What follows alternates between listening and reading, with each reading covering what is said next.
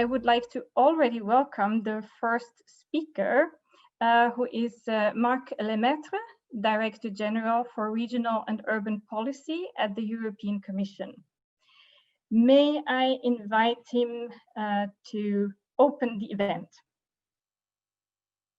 Well, thank you very much, Elke, and apologies to everyone. I am in a in an office of a colleague now because the link on my computer somehow really refused to work, which is the first time for me under Zoom. I never had that issue. So apologies for that, and special apologies to Nicola for having now interrupted his presentation. I just wanted very briefly to tell you that, in fact, despite this glitch on my side, it is really a great pleasure to be able to open this launch event for the second edition of the EU Social Progress Index. We have a very snappy program. And again, apologies for joining in late. With extremely distinguished participants. I'd like in particular to welcome Professors Stern from MIT Sloan School of Management and Porter from the Harvard Business School. And I'm sure they are precursors to a resurgent EU-US relationship in the coming years. I'd also like to welcome the representatives of the regions of Bratislava, of Catalonia, of Centro from Portugal, as well as of the city of Umeå in northern Sweden, who have accepted to share their experiences in a pilot project related to the Social Progress Index today. And certainly I'd also want to greet the initial partners on the journey which we kickstarted around 5 years ago on the Social Progress Index, namely the Social Progress Imperative, as well as Orchestra, the Basque Institute of Competitiveness. And last but not least, welcome to all Commission colleagues. Well, this is the second edition, and it comes exactly at the right time. It is the right time because we are on the eve of not only a new 7-year cycle to the EU budget, but I think a historic 7-year cycle with budgetary means which are more or less doubled as compared to their usual levels. But secondly, I would also say that, and it has been reinforced by the adverse effects of the COVID pandemic, we are realizing more and more that we really need to look beyond our traditional obsessive indicator, which is GDP. To measure progress, to measure well-being, we need to take account of sustainability in all its dimensions. People certainly in Europe by now, but I would hope also across the Atlantic, are aware that Europe has embraced an agenda of environmental sustainability through the European Green Deal, and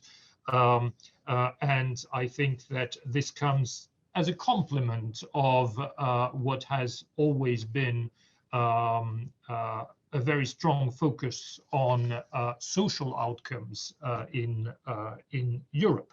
And so I am extremely pleased to see, and I will be even more pleased when Nicola can resume his presentation and raise the curtain on all the details of this second edition. I'm very pleased to see that we have very much enriched this index.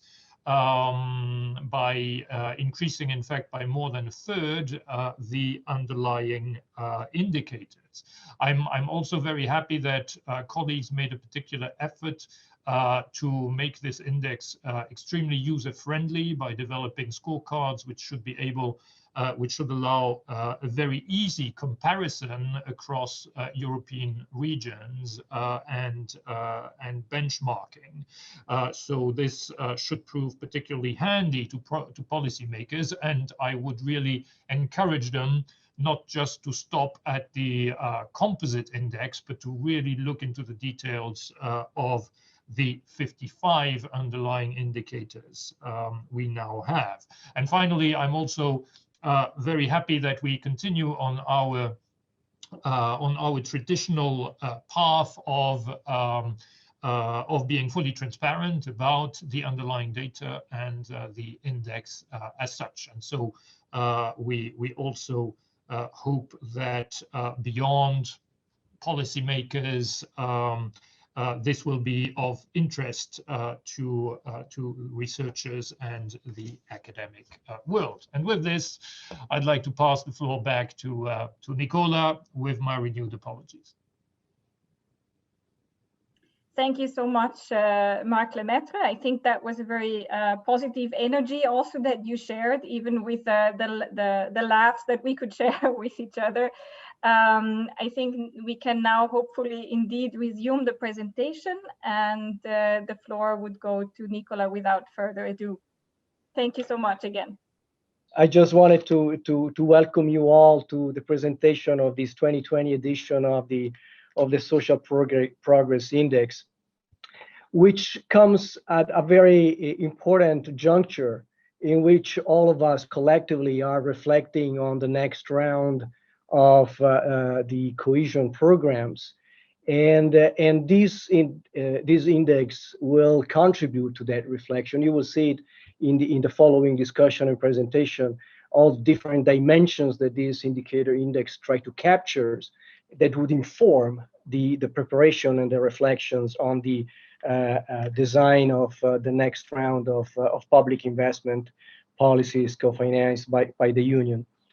And indeed, this is not only an academic, or is not mainly an academic exercise. It's really something to be used by policymakers and stakeholders in their daily conversation on how to organize public policies. You will see, and I'm still waiting for my Director General, but you will see that the toolkit that has been prepared behind this index allows to extract information at different levels of aggregation with in different formats, allowing to capture broader trends at the European level, zooming in at what is happening at the regional level, or comparing regions and benchmarking regions that may be extremely useful in this upcoming discussion that we will have, Commission, Member States, and regions on the next generation of structural funds / cohesion programs. Look, what I suggest is that we start with the second presentation of that was foreseen in the program 9, which start with these slides. We can move to the next one. Well, thank you, Nicola, for jumping in. Yes.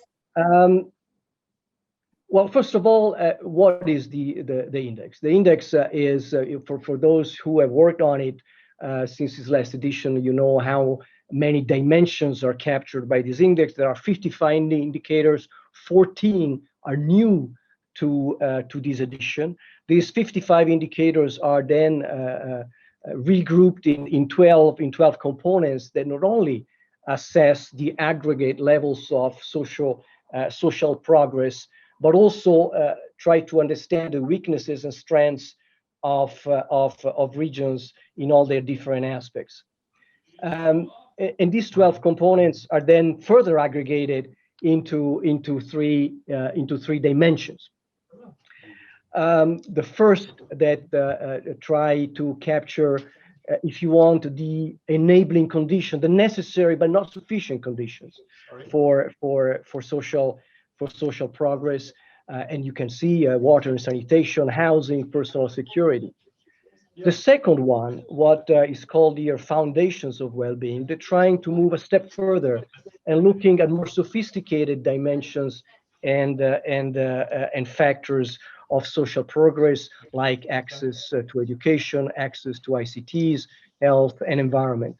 And finally, a third dimension that we call opportunity, that I would say try to capture the institutions in which we operate, the trust, the transparency, the societal attitudes that characterize our societies. And we will see in a second how Europe looks like on these different dimensions. Could we move to the next first image of the index? Now, the next step is to see what is the picture that emerges in Europe, and this is the overall aggregated index, social progress index at regional level in Europe. It's not totally surprising. You see the Scandinavian performing way better at the high end of the ranking compared to the rest of the Union, but there are some interesting elements here and there in the southeast in particular. But obviously, what is interesting is that through these instruments, you can zoom in on the different components and on different regions. So, for example, we can pick whatever regions to see where exactly is positions in terms of SPI, in terms of GDP. That will be interesting afterward to compare with other regions in terms of population. But we can also see maps that zoom in on one specific indicator. And I'm particularly attracted by the environmental quality indicator, which, as you will see after, is determining the performance of many regions. Where you see this is essentially air quality, where many parts of Europe are really facing a challenge, and you may spot in particular some of the large metropolitan areas and capital have clearly on this, which is not surprising, but they have clearly an issue that on aggregate contribute to bring slightly down the relative position on the progress index as a whole. If we can move to the next chart. Well, this is what in the paper is called the unfolding fan. What you see here in real time movement are the three components. This is the basic, this is the foundation, the middle one, and this is the more sophisticated, the opportunity. Now, what essentially this sequence show is that on the basic component, differences in Europe exist, but are less pronounced than on the other two. And because this means that in reality, in these areas, more or less, regions are performing reasonably close to each other. And remember the dimension. The factors in this basic dimension is nutrition, is water and sanitation, is housing, is public security, areas, by the way, in which cohesion policy has contributed rather significantly with its investment. The second dimension, what we call the foundation of well-being, start to show that divergences and disparities started to increase and becomes more acute. And this, again, you remember, we're talking about access to education, access to ICTs, health and wellness, and the environmental quality we just saw in the previous slide. And finally is the opportunities dimension, the one in which differences are really more pronounced in the Union, is the more sophisticated, the one that looks at trust, at transparency, at personal rights, at institutions. So this gives you a sense of how moving from one dimension to the other largely determine the relative position of regions in Europe. If you move to the next way to represent and to use this indicator, this index, this is a spider chart that allows to compare regions. In blue, you have the average of the index at the EU 27 level, and let's pick up one region that happens to be mine, so there's no risk of bias here. It happens to be mine as well. There you are, which is Lombardy. Lombardy is a relatively rich region. So its GDP is around 130% of the EU average, and its performance, you see the environmental quality performance that we saw in the map. That is very problematic. Otherwise, it performs more or less around the average here and there. But let's take to compare another region, a French region, for example, Bretagne, who has a rather significantly lower GDP, and you see how this index, once cleaned from the GDP dimension, provide a different picture of what is the social quality of the well-being in regions. In fact, on the basis of the social progress index, Bretagne scores way better than Lombardy, whether in terms of advanced education, tolerance, environmental quality, and other factors. So this is a very interesting way to look at how regions are positioned and what are the factors on which is necessary to intervene to improve quality of life and well-being in the regions. Let me conclude by saying that there are many other ways in which these tools allow to present data. We have scorecards, as you saw, way to benchmark and position regions relative to one another, look at wider trends on different dimensions. And the important thing, I think, is what Mark said at the beginning, is that we are at the juncture in which it's important to understand, and for each region to understand where it is on different dimensions, because with the significant amount of money, whether under cohesion policy or the other European instruments, we can, and it is possible, to operate and influence the performance of regions in those areas, whether it's on ICT, whether it's on education, on health, on wastewater, on security, all areas in which the funds and the European resources can intervene. And so it's important at the moment in which everybody is thinking about designing the new programs, see where it's worth concentrating and focusing resources. So I really invite you to use this instrument as an inspiration for thinking about how to organize public investment in the next rounds of European funding. And I would like to end by thanking the economic team of DG REGIO, and in particular Paolo Annoni and Paolo Bolsi, for having put together this very interesting piece of work. Thank you very much. Thank you so much, Nicola De Michelis, DG REGIO. The next session is a moderated panel discussion moderated by Michael Green. He is the CEO of the Social Progress Imperative, a global nonprofit based in the United States. So good morning to you. Thank you, Akashi. It's good afternoon. I'm fortunately based in London, but I was going to say good afternoon to most people on the call, but special good morning to those in the United States and elsewhere to the West who have been getting up early, and perhaps good evening to anyone who's joining us from Asia.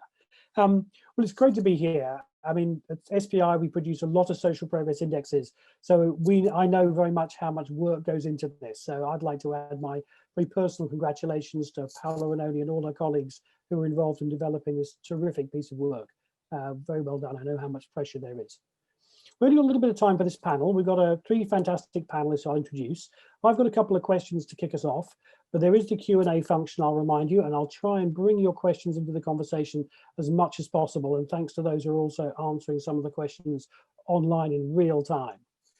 I want to begin by bringing in Professor Scott Stern from MIT. Scott, you're one of the architects of the Social Progress Index, and you also sat on the scientific committee for the first iteration of the EU Regional Social Progress Index. So maybe I should start, Scott, with you, just offering you a couple of reflections on, how you see the utility of the Social Progress Index and how this fits in with the agenda and this work on the EU Regional SPI. Scott, over to you. And thank you, Michael Green, and thank you to all. First, I just wanted to congratulate the entire team, the leadership of Mark Lemaitre as Director General, Nicola de Michelis for his leadership, and to both of the Paolos and their entire team, and the team at Orchestra for this excellent report. I had an opportunity to read the draft report, and I just want to say how impressed I was with the development of the index, the rigor, in particular of which many of the new measures that are being collected and integrated into the index are really giving you insight at that regional level, and the great work that the team has done to analyze the data to illuminate the differences across regions, as well as to identify differences within regions in their achievement of social progress across different components and dimensions. I guess I just wanted to make two really brief points to launch the discussion. First, I think it's really useful, and I think Nicola sort of captured this, but to recognize that there's a real agenda here that I think really fits in with the broader role that the EU is playing and the future of the EU.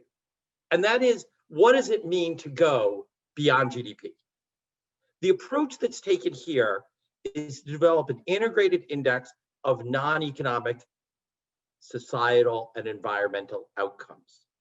And that, in other words, rather than adjusting GDP itself, this index provides a direct measure of those social and environmental outcomes, and that allows for a clear and sharp comparison and a contrast with GDP. In other words, that is so important because I come, as was mentioned at the outset, we are in the midst of a changing government here in the United States, which I know was greeted with some degree of enthusiasm in certain parts of Europe. But I would say even more that the last several years have registered an important shift. The EU is now undoubtedly the global leader in moving towards an inclusive society, in which the objective of policies and programs are not simply to achieve a higher level of GDP per se, but to meet the basic human needs of the citizens, establish building blocks that allow individuals and communities to sustain the quality of their lives, and create conditions that allow all individuals to reach their full potential. And that's what the SPI allows policymakers to respond to. In other words, by providing this integrated measure, by providing this detailed visualization, I think the team has done just an enormous step towards really bringing to life the broader policy objectives of the EU that will then allow government to work with stakeholders to enable change on the ground, identify strengths and weaknesses, target programs for improvement, and figure out what works. And then my last very short comment is just to say that I want to give credit not just to the team, but to the broader process within the EU for really taking the work of measurement beyond traditional economic indicators seriously. The EU is a leader in really thinking about, even going back to what was a sort of, let's call it a vigorous discussion a few years ago within the scientific committee. That hard work across multiple directorates, across in cooperation with the OECD, in cooperation with various other stakeholders, allows this index both to be better on its own right, to be socialized to a broader group, and to ultimately have a greater impact in influencing the lives of individuals throughout the EU and ultimately throughout the world. And so thank you to the team, thank you to Michael for hosting, and thank you to Estelle and Olivier I look forward to the discussion. Great, thank you very, very much, Scott. And a reference, of course, to the big political events in the US. And I always comes to mind the words of misattributed to another American president, to Bill Clinton, was the line, "It's the economy, stupid." And that idea that in the last 30 years has been a real evolution in the way we think about the success of our societies. And so perhaps it's great that we have Estelle Gerger here from DG Economy. So the fact that discussion about a social progress index is a meaningful discussion for DG Economy is great. And I know that an economy for people is a big framing for the future agenda for Europe. So Estelle, from your perspective from DG Economy, how does social progress index, this measurement of social aspects, really fit into the economy agenda for Europe? Thanks a lot for the invitation to this panel and to this event. And I have to know that before receiving the invitation, even though I'm a commission official, okay, I spent some time in parliament before, but I was not aware of the SPI index. So I'm learning today, which is great. And I'm fascinated by this tool that has been created to support, and this is very important to me, fact-based policymaking, because of course in policymaking what is important to have is to have principles and convictions, but to shape policies you need to start from the reality, and so you need instruments to measure and to see where which situation you have to address and then with which tools. I think that we've already gone some way over the last years and over the last mandate of the Commission, and I think that Olivier might touch upon this, with the adoption of the European Pillar of Social Rights, which complemented the traditional European semester, which is the framework that we give to economic policy making. So we didn't have just the Stability and Growth Pact looking at deficits and kind of hard GDP data, but we also have this European Pillar of Social Rights. That's I was about to say a legacy, but no, it's a very important pillar, and that we are continuing to build on, and instruments like the SPI are very important to that. What we are doing now, since the start of the new Commission exactly a year ago, under the presidency of Ursula von der Leyen, is that we are completing this with a dimension, the other dimension of sustainability, which is the environmental dimension. And so this is why the 2020 exercise of the European semester was enriched by a focus on environmental sustainability, where we looked where member states stand in what we call here in our jargon, the country reports, and with the idea that we would come up with something complementary in the medium term to the economic scoreboard and indicators, the social scoreboard that has been developed over the last couple of years, and now with environmental scoreboard. And there is internal work going on the indicators, also with the OECD. And I think that colleagues who are working on this can take some inspiration from the SPI and from the work that has been done there. And what I find particularly interesting is the regional dimension, because sometimes, or I mean, at least from the DG ECFIN perspective, I mean, our interlocutors are the member states. We give recommendations to the member states, and we don't really look at the subnational dimension, because we don't interfere with, well, the member states and the regions. So of course, DG REGIO has other interlocutors, and so I find it very interesting to see these divergences within countries. And I think that the SPI will, or probably will be very interesting in also shaping or discussing the just transition plans, because this Commission is very committed to the European Green Deal agenda, but with the idea that we should leave no one behind in the transition. And this is why we came up with DG REGIO is the owner of this, but a just transition fund and mechanism. And so I think that tools like this are really very interesting. And I will stop here, but come in with the further elements in the course of the discussion. Thank you. That is great. Thank you very much. Let me just highlight for you, Estelle, and for Scott, there's an interesting question appeared in the chat from Bob Hawkins, talking about the former Bank of England Governor Mark Carney, talking about changes in the structure of the Western market economy if we're going to deliver on the sustainability and SDG agenda. What structural changes are needed? Let me leave you, Estelle and Scott, a moment to think about that one. I'll come back to you on that. But first, I want to turn to Olivier Boultou from DG Employment. And obviously, there's a huge social agenda here. And Estelle mentioned the European Pillar of Social Rights, the scoreboards. So how is DG Employment seeing the agenda of this economy for people, building an inclusive Europe moving forward, Olivier?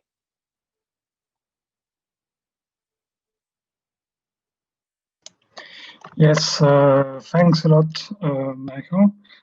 I hope you can hear me, and thank you very much also to the colleagues in DG REGIO. I mean, for putting all of this work together and the invitation to participate in this conference today. I would like to say indeed a few words on the social perspective, social dimension, and from the angle of our existing employment and social monitoring tools. So to begin with, as already mentioned by Estelle, I mean, the European Pillar of Social Rights, which has been endorsed in 2017, so a few years ago, indeed remains our compass for supporting upwards convergence in employment and social policies in Europe. And this is why the Commission will present an action plan early next year to further support the implementation of the pillar. On the social monitoring and the related tools that we have to look into social developments, the social scoreboard has been mentioned already. I mean, but we have indeed a number of tools. The social scoreboard kind of concentrates the 14 headline indicators, and we have specific monitoring tools on the social side, the employment side, with a higher number of indicators. There is also, of course, the SDG indicator set that accounts for, I think, 170 indicators, and there are all other sets of indicators which are used, for instance, in the semester, with hundreds of indicators you could think about, if you wish, and of course, I mean, on top of this, there are different types of frameworks available. So the social scoreboard kind of allows to monitor both the latest situation and the year-on-year developments along these 14 headline indicators, and then analyzes this along 7 categories, from the best performers, some countries in some dimensions, to the most critical or less good situation. And in a way, this social monitoring relies on a whole battery of indicators rather than an index or summary indicators. So I think this is because for policy needs it remains more difficult to focus on one kind of single metric information. But this makes it also difficult for the various dimensions to count when you look at the changes. But of course, for communication and synthesis, it is very useful to look into a synthetic indicator that allows to grasp in one glimpse, in a way, the overall dimensions. So of course, some of these indicators are available also at the regional level, and the joint employment reports includes the regional breakdowns where it is available as well. And when you look at the selection of indicators, some are very much also present and taken up in the social progress index you could find, such as, for instance, when you look at the health dimensions, the unmet needs, or the early school leavers. But of course, I mean, the social progress indicators entails a number of other dimensions, such as the environment, access to information, it's been mentioned, personal rights, freedom, or choice, which also, I mean, is a bit of a constraint, I mean, to put all together in one single indicator. So just to mention it, I mean, when we have this debate, I mean, that goes also with going beyond GDP, measuring well-being. I think there are also some some dimensions that are worth to keep in mind, such as the employment or unemployment, the gender gaps, and so forth, as well as household income, as we can see now in the crisis. Thank you very much. That is terrific. Thank you, Olivier. And maybe there's a couple of points there about the way we measure social progress. It'd be worth, Scott, if you could pick up in a moment. Just a quick couple of shout outs. First of all, thank you to Elshad Mikhailov for a great question about could you create a similar tool for the South Caucasus region? Yes, of course. Just drop me a line and I'm sure we could talk about it. And then also shout out to Julian Oneaska, who's asking some great methodological questions. I think as Nicola said, one of the things about this approach, the SPI approach that's been adopted here, is full transparency about the methodology, full transparency of the data. And something we've learned over the last 7 or 8 years is the critical role of feedback. So feedback and debate is really important. So thank you very much. I know you're getting some customized response from the DG REGIO team on those questions as well, but definitely feedback is really, really appreciated. Scott, maybe just turning quickly to you. First of all, just on some of Olivier's reflections around sort of methodological issues and synthetic approaches might be worth touching on. And also I think this question about what does this mean about inclusive economies and the structure of our market economy? Scott. Yeah, let me just pick up both of those points, and thank you both to the great comments from both Estelle and Olivier and the comments. Let me say 2 things here. The first would be that I think that in part, both the challenge of index work and the kind of role that it plays is very much as the proof is in the pudding, right? If you have too many indicators that are distributed across too many areas, it is very difficult to make strategic priority.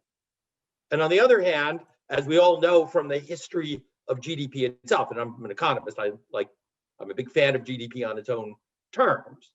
But what GDP did was it obscured important outcomes that affect the lives of every individual. And while I think that I am very sympathetic to Olivier's point that having a single index, just that overall SPI score and just saying, oh, I'm 7th and you're 10th on the list, haha, that may not be always the most useful metric for SPI. What I thought was very useful was what we saw in Nicola's presentation. We're taking 2 regions that are roughly comparable in terms of their economic performance, overall economic performance, and that spider graph that let you see a sort of manageable number of different dimensions and components and understand the kind of relative strengths and weaknesses of each one. That allows you to target in to kind of get to the root cause of why is it that Lombardy is doing one thing rather than another, is achieving a certain level rather than what was done in the other region. And that itself then can we learn something from the regions that are performing more, have a higher level of performance relative to those with lower levels of performance on particular components and dimensions, particularly for those at an equal level of overall economic capacity. And so in other words, I loved what Olivier said there. I think the key is, can policymakers and other stakeholders use this? And one of the things I would give great credit to Michael Green and his team at SPI, as well as the team at DG REGIO, is just that one of the things I think that we do get a benefit from in SPI is that the core elements are things that once people start to use, they get more engaged on it. And that has allowed them to really use it to understand priority and take action. And so, once again, I'm an academic, and so we always like to see things, published in our academic journal articles. But I think here the goal is across the panel, we know, is to ultimately use these metrics to guide policy, accountability, and action. Great. Thank you. I can't remember if there was another question in there. Sorry. No, that is a great contribution. Thank you very much, Scott. So Estelle, I just wanted to come. There was a Bob Hawkins question around what this means about the structure of our economies. It's a big question, I know. And just to make it worse, I want to add another unfair question, which is, you see, I'm wearing my SDGs badge. I know the SDGs are on your plate, Estelle. And I know, in SPI, we've done our own work projecting progress towards the SDGs based on our data. And the answer that comes back is not a very optimistic one, that the 2030 SDG targets won't be achieved until 2082. And that's for pretty much every country in the world. The EU is off track on the SDGs for now. So it'd be great if you could also tell us a little bit about what your thinking is around SDG measurement and how that fits in with the economy for people agenda. Two very big questions. Yes, just little questions. On Bob Hawkins' question, actually, it's funny because he quotes Mark Carney, and I have a more continental approach or lecture, and so I would speak about social market economy, because this is, I think, the term that we would use.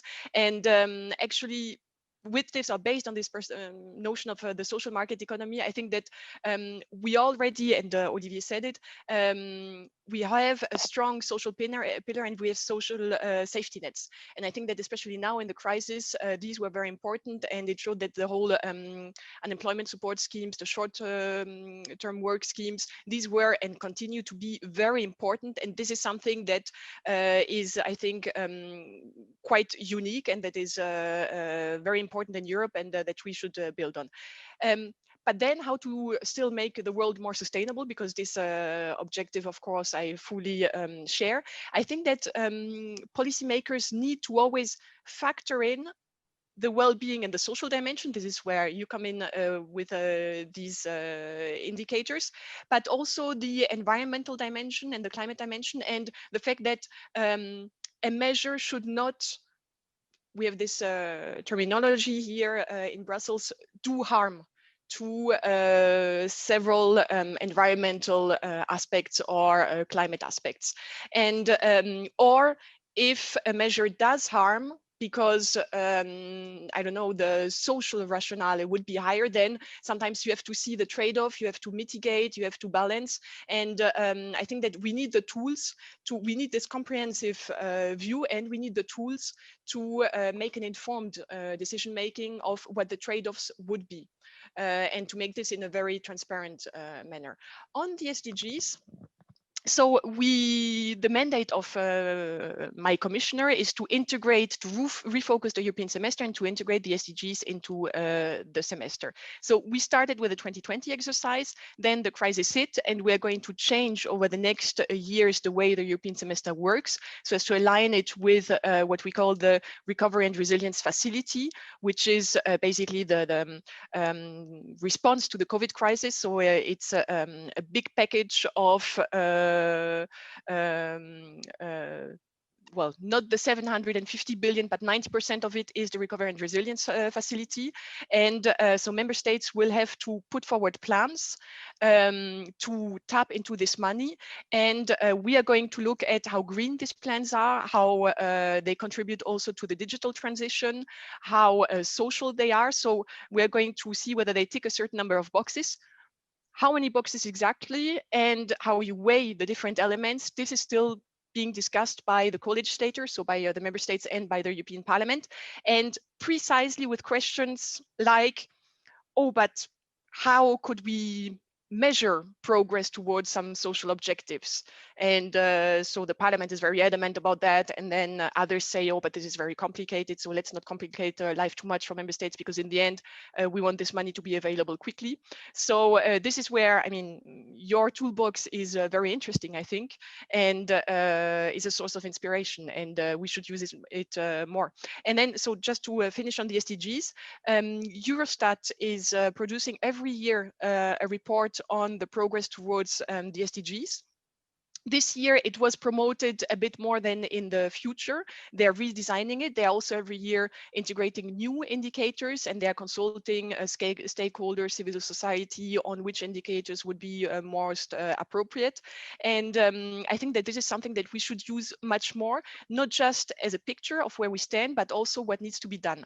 And this is maybe, I have to admit, the missing link, and where we have to see how to operationalize, because it's like the SPI, you have to see how to operationalize this then, and how to create the link, because it's a formidable tool, but then we have to create the link with the policymakers to implement this, to make use of this, so as to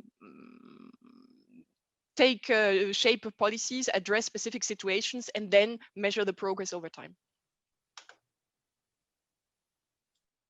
Thank you, Estelle. That's great. I mean, I think you also mentioned COVID, and I think one of the other gloomy parts of our predictions was that the impact of COVID could potentially set back the SDGs by a further decade to 2092. A lot of it's in the response, though, and I think what we also see in our data is the way that the impact of that virus was actually, it found a more favorable climate to grow and do harm where there was greater inequality, injustice, exclusion. So this is not just a health crisis, but one that has social roots. I know time is getting short, so if you've got any questions, just get them in very quickly now. And I'm going to put a warning to all three panelists. I'm just going to come to you at the end for a very quick question on what advice have you got for DG REGIO in taking this work forward and driving it to impact? So I'll be coming back to you, but before then, Olivier, I want to come to you with a couple of things. One is I'd love to get your reflections from the DG employment side on this question around the social market economy, market institutions, the role of business. It'd be interesting to get your perspective there. But also, there's a question that's coming, I think is quite interesting from Mert Karabachak, who talks about, he says, he or she says, how is non-database decision-making invalid? We've talked a lot about data tools in this conversation, but there's a very important point is, well, how does data fit into this? I mean, certainly we always say that the SPI is the start of the conversation, not the end of the conversation. But how do you see, what's the role of data in decision-making? Sorry, again, two big questions.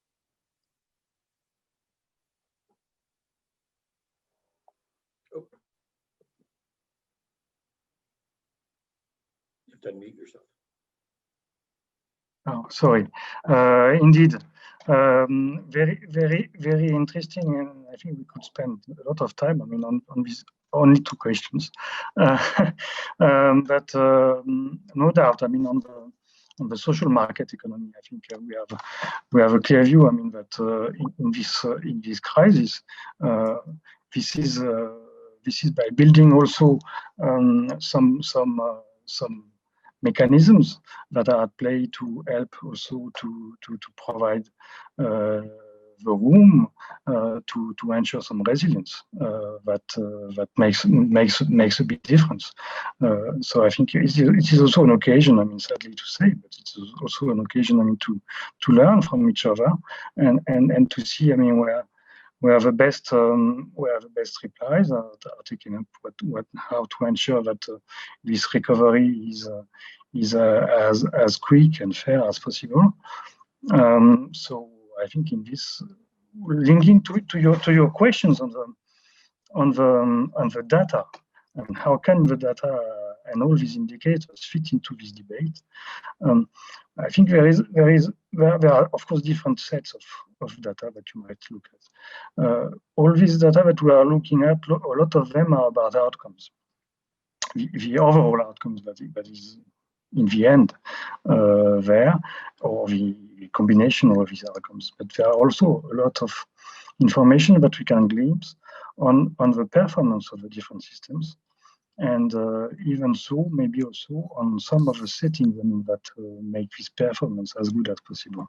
So I think here there is a whole bunch of information that allows, I mean, to elaborate, analyze, put into context, national, regional, local level, how we do manage, I mean, to reach this higher performance. Great, thank you. Thank you very much, Olivier. We're running short of time. There's a lot of questions there in the chat as well. I and others will be on the chat answering a lot of those, so questions not asked in vain. Let me very quickly just come to each of our panelists, starting with you, Scott, on this piece of advice for DG REGIO in driving this work forward to have impact. Great. So let me give very short answer that I hope provokes more additional questions down the line. I'm happy to continue the conversation.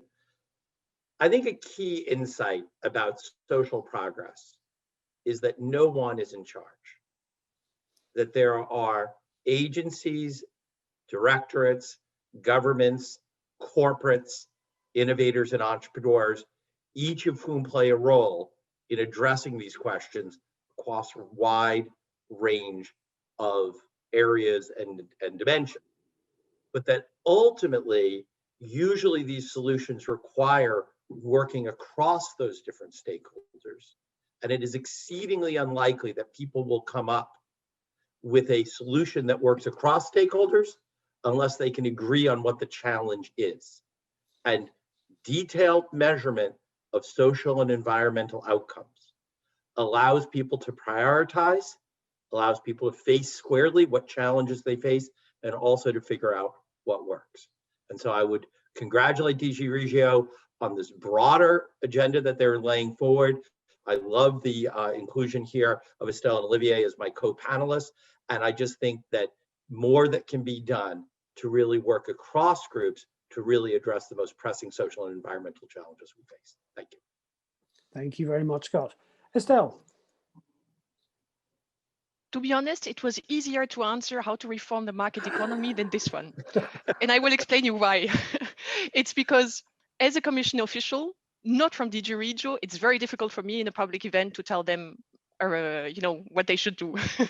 So what I will do is that I will do it indirectly in a way that also benefits us, or where I speak about what we are in charge of as Commissioner Gentiloni and DG ECFIN, is that I think that this is a great tool, and that of course DG REGIO, I suppose, or expect and hope, are going to use it in their interactions with the regions in the definition of the operational program, so for the next 7 years of cohesion policy.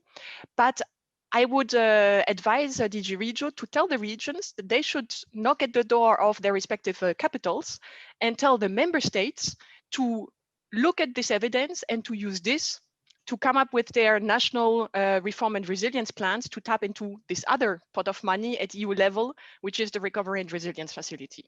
So this would be my recommendation. Thank you very much, Estelle. Very elegantly managed my unfair question. Thank you. Olivier, and unfair to you as well, I'm sorry. Yes, thanks a lot. I mean, I can for sure echo the advice from Estelle on this. I mean, as you would expect, to use as much as possible the SPI and in the breakdown that is there. I mean, the different dimensions in the coming discussions that are there in the RRF or others. And I think I would also be very interested to know also. After some time, I don't know how long, but after some time, about this experience in the discussions. I mean, what are the areas that are prompting the most interest, where we can find the most significant trends and so forth. I think it will be very interesting to see. Great, thank you, Olivier. Well, thank you, Olivier, Estelle, Scott, for being such a great panel. I leave you with one thing. I leave you with a joke.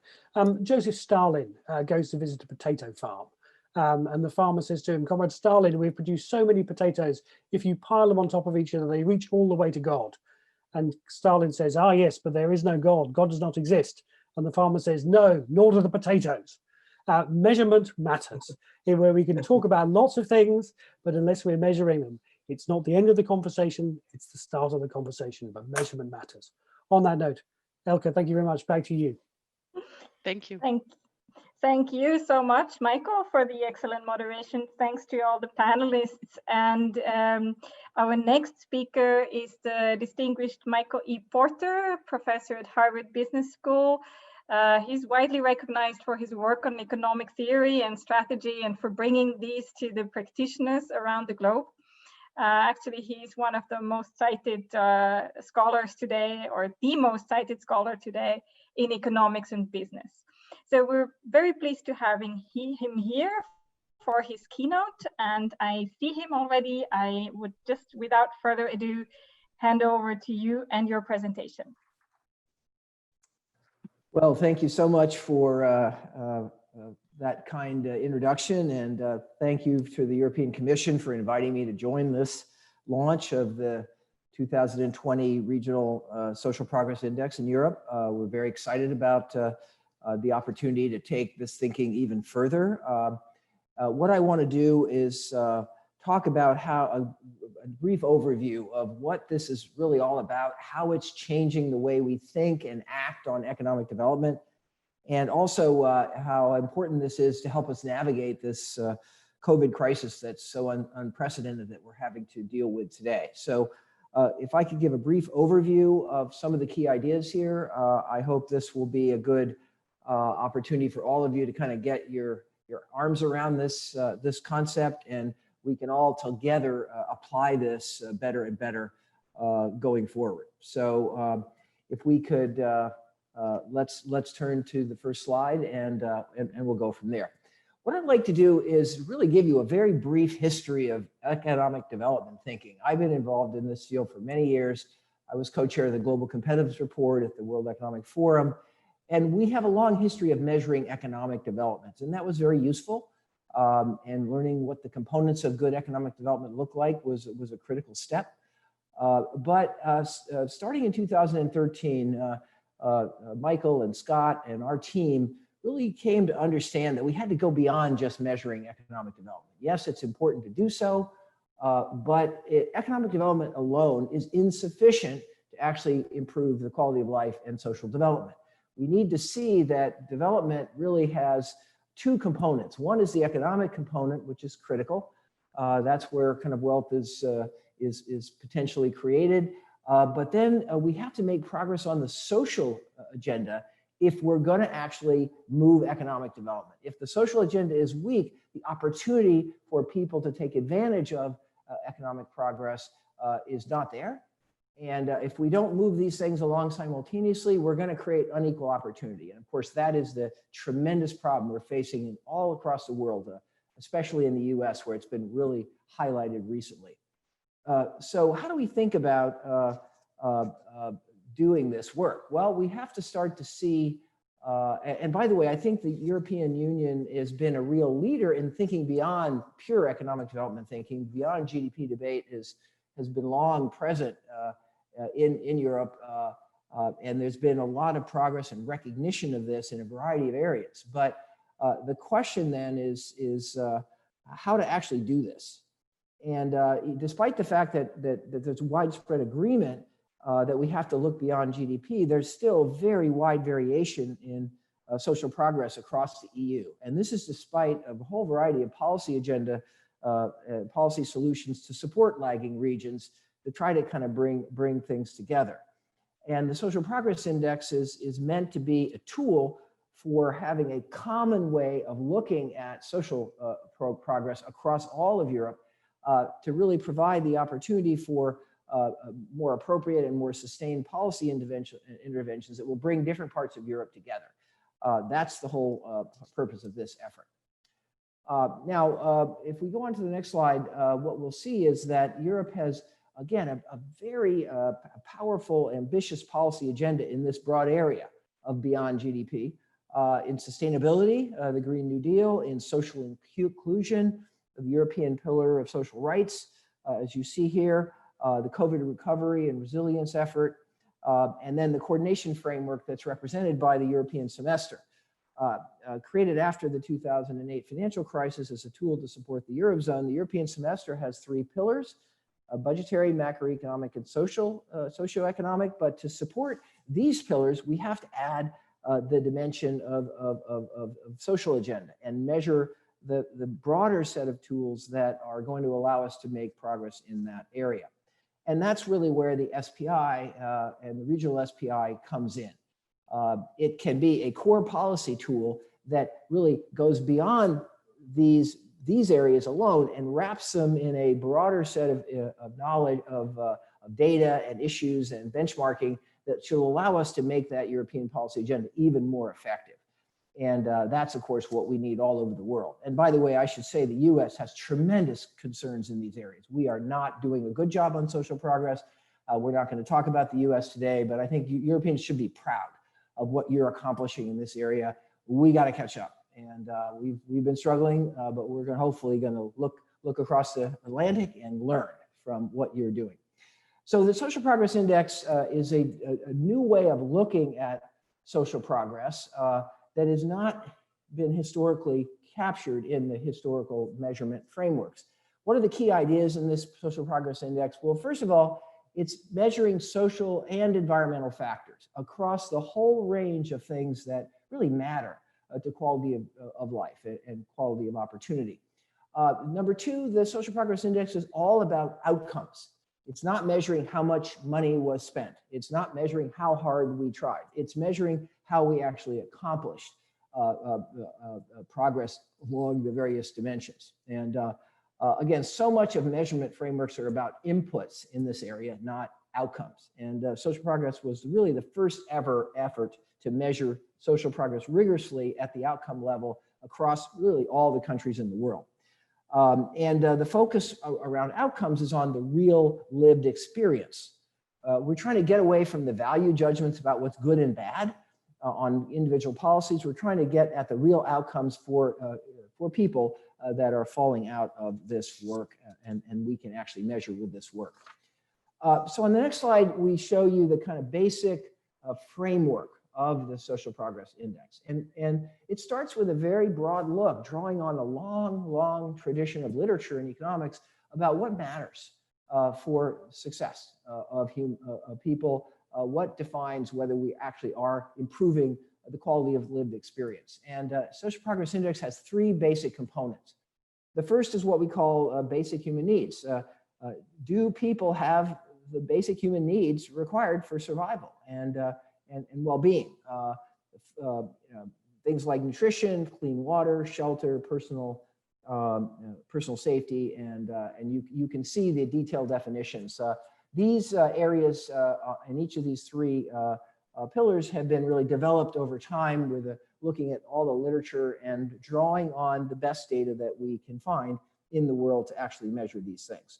The second part of the framework is what we call foundations of well-being. Do people have the access to basic education, access to information and communication, access to good health and a good natural environment? Those are kind of foundations. Without those, it's really hard to move a society forward in terms of social progress. And then the third component on the right, which proves to be very important and really had not gotten enough attention, we believe, in thinking about development, and that's the whole concept of opportunity. Do people have the opportunity to pursue their hopes and their dreams and reach their highest potential? And that has to do with whether they have appropriate rights, personal rights, whether they are free to do things and they can make their own choices, whether the society is inclusive to lots of different kinds of people and perspectives and races and religions and all of those things that tend to divide us or have tended to divide us. And then finally, do citizens or people have the opportunity for access to advanced education? And by the way, there often are asymmetries within a country in terms of these things, which we have to capture in measuring this data. In some countries, there's a lot of differences in personal rights across various groups in the society. We have to understand that and eradicate that if we're going to ultimately achieve the objective of making life better for citizens. Now, each of these three broad areas is divided, and the 12 components that you see here underneath them are then really measured by 50 social environmental outcome indicators. And we can now look at how we're doing in 163 countries. This is almost all the world in terms of population. These indicators are the best data in the world that can be identified with the most reliable data generators or data calculators in each of these areas. And we evolve this slowly over time. When we can find better data, we will incorporate that into the process. The data is very trusted. It's independent organizations, and the way this data is weighted and the way these indicators are combined into an overall set of numbers is done using careful statistical techniques and robust analytical framework to try to put this all together. There's a lot of statistical points here that we can't cover today, but those of you that are interested should feel free to dive into our reports to see how this is done. Now let's turn to the next slide. We have this issue of the SDGs. There's a lot of commitment in the world to enhancing the SDGs, and this has been a major effort and a really a good effort. But the problem with the SDGs is the way they were actually defined is very, very hard to implement. It's very hard to actually measure the SDGs in a very consistent way across a whole variety of countries. So What we've done with the SPI is to try to create a way of measuring SDGs really within the umbrella of the SPI framework. And you can see here that in each of the concepts in the framework, you'll see the relevant SDGs that apply to that. You see the correspondence between the SDGs and the Social Progress Index. So that is, I think, giving us an opportunity to make the SDGs much more actionable and practical and implementable than they were coming out of the gate from the definition of these concepts, which are good concepts. The SDG concepts are good concepts, but the question is, how do you actually capture them, measure them, and that's what the SPI hopefully is going to add to this debate. Now, on the next slide, you can see some of the overall outcomes here. Now that we have this data, we can measure absolute levels at every given moment in time, every year, of these many dimensions of social progress. That allows us to compare progress, to see what's going on in the world. Are we getting better at social progress? Are we getting better at inclusion? Are we getting better at nutrition? We can now actually look at those things. And we won't cover much of that today in this brief overview, but if in our reports, anything you're interested in, you can kind of see how's the world doing in this particular area. And there's some very surprising findings there. For example, opportunity is really a problem. Making sure that we have improving opportunity and that opportunity is equal for all. That's one of our greatest challenges, where world progress has been very, very challenging. So, and there's many other areas you can look at. This shows that on average, the population weighted world average SPI has actually improved by 3.61 points. There's a technical definition of a point. How do we create the point value of where we stand in each area? Well, that's a little complicated to talk about here, but you can see how that's done. It's done in a very consistent way that is comparable across the indicators and allows us to look at countries apples to apples. Since 2011, which is when we started this process, when we started to have data, 155 or 95% of the total measured countries have actually improved. So the good news, the world is getting better, but it's relatively slow and it's quite uneven. Progress in some areas is a lot faster than progress in others, and that's true at the country level. It's also true at the world level. So again, all of you can look at your country and see what this data shows about how it's moving across these various indicators and relative to peers that you're interested in. So this is a sense that, are we getting better? And we never really have had the capacity to do this.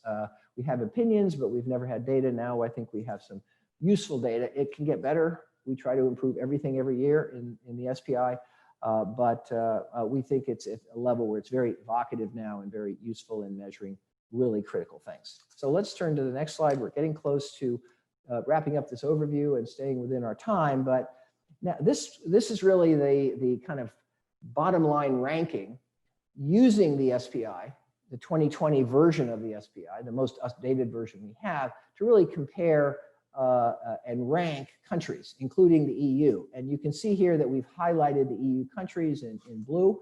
On this slide, you can see where the EU stands versus the rest of the6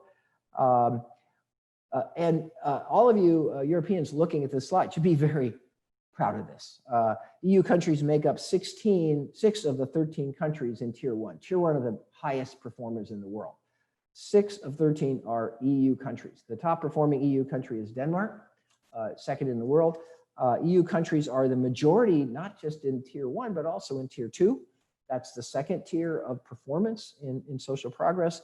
And just a few European area countries are not in Tier 1 and Tier 2 that you see.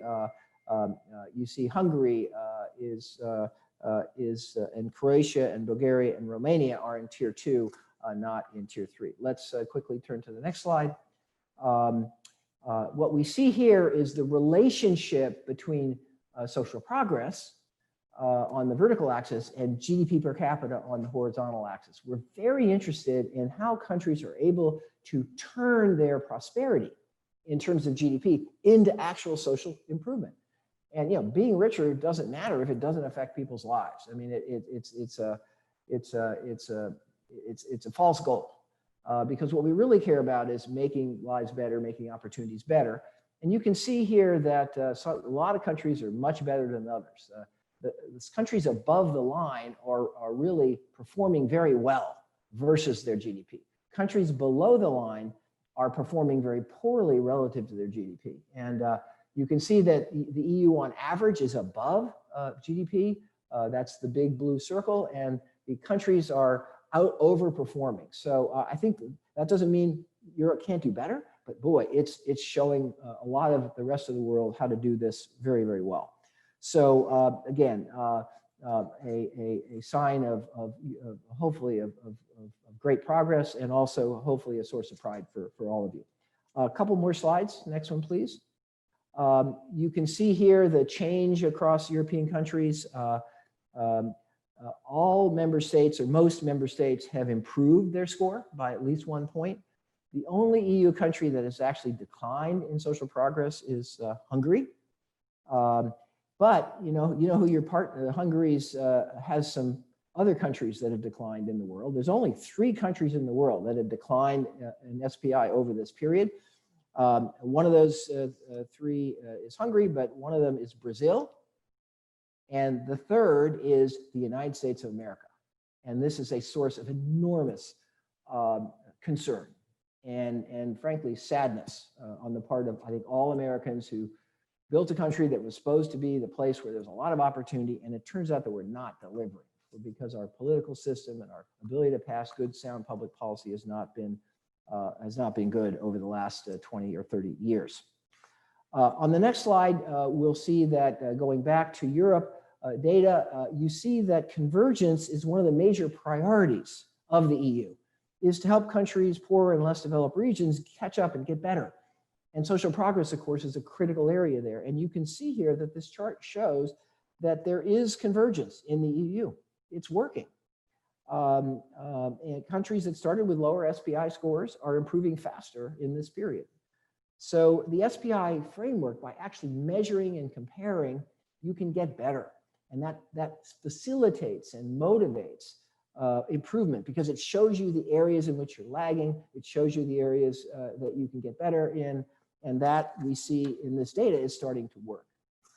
And then just final slide and a final bit of data is in this next point. And that is that SPI is about countries, it's about broad groups, but you can also take SPI down to the ward level, to the subunit level, to the region within country level. And as you go down to these lower levels, you can actually use this tool to make your policies even better. So this is an example from London, the London Borough of Barking and Dagenham. It uses a ward level social progress index as a tool. It's really helped them improve their performance. And that performance improvement in SPI has also improved the efficiency of public spending. And again, the SPI gives us a sense of how are we doing with all this money we're spending? Are we getting good value for this money? And in this case, there was enormous progress that was made using SPI to raise the bar on actual performance. And this case is a very interesting one that was published as an OECD innovation case study in January 2019. So just to conclude, thank you very much for joining us today. Thanks to the European Commission for inviting me to be here. I'm very proud to be here and to show you just how inspiring Europe's progress has been in this area. That doesn't mean we can't do better, but gosh, the US needs to do a lot better than you have to do better. And this is our passion in the US. We've got to turn the tide here and have our citizens do better, have opportunity increase. That's our big problem. You have seen this issue, you were ahead, and you're making good progress. So we hope you find this data, which never existed until a few years ago, is helpful and gives you rigor and insight and priority setting ability that we've never had before. I hope that this new tool, this new year's tool, we've had it for some years now, but we now have new data, the most new data, 2020 index. I hope this new data will allow us to take it even further, and that all of you will find this a very helpful way of doing your critical jobs. And we wish you well, and we look forward to being helpful in any way on both the actual mechanics of this work, but also getting your comments about how it can be better. We're determined to do this forever and to make it as good as possible, given the constraints that you always have in areas like this. So thank you very much. And I wish you all a phenomenal session, and I'm very proud to have been here. Thank you. Bye. Thank you so much. I think we're all feeling now as having had a pep talk to be proud as Europeans. So thank you so much. Also in the name of all the 200 people currently in the audience. Yeah, it's now on me to hand over to the next panel. So thanks again. And the next on the floor will be Susana Franco. She is a colleague from the Orchestra Basque Institute of Competitiveness, working also in our consortium, and senior researcher. She will introduce her panel of regions. Susana, the floor is yours. Thank you, Elke. Yes, as Elke has mentioned, in this session, we're going to hear some of the lessons from the multi-region pilot project about the EU SPI that has taken place during the last 2 years. The project has been funded by DG REGIO, and it has been undertaken by a consortium of organizations whose logos you're about to see in the presentation that it's being shared. And it has involved representatives from several regions in Europe.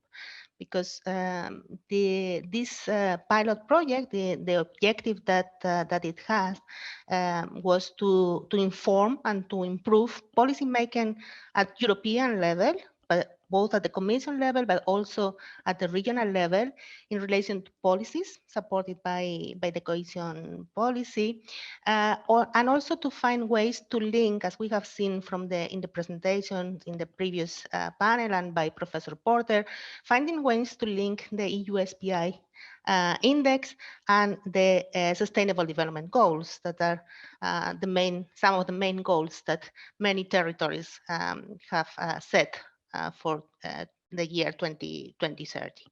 Also, one of the objectives that we had was to identify good practices from some of these from some of the regions that have been involved in the project, in order to assess whether it's feasible to learn from these good practices in other regions that would like to use also the Social Progress Index to understand how they are performing in terms of social progress, and what has been done in these regions to assess and to take it in different policies. So on one hand, the idea was to inform the DG REGIO and the developers of the index. So the next edition, the one that we have just that has been just launched today, how it could be improved, and we will hear some of the suggestions that were made by the regions, and some of them have been already been included in the index. Also, the idea was to provide indications on how to strengthen the measurement, so it was useful for regional governments. And this, as I have mentioned, is being achieved through the active participation of regional stakeholders from several regions.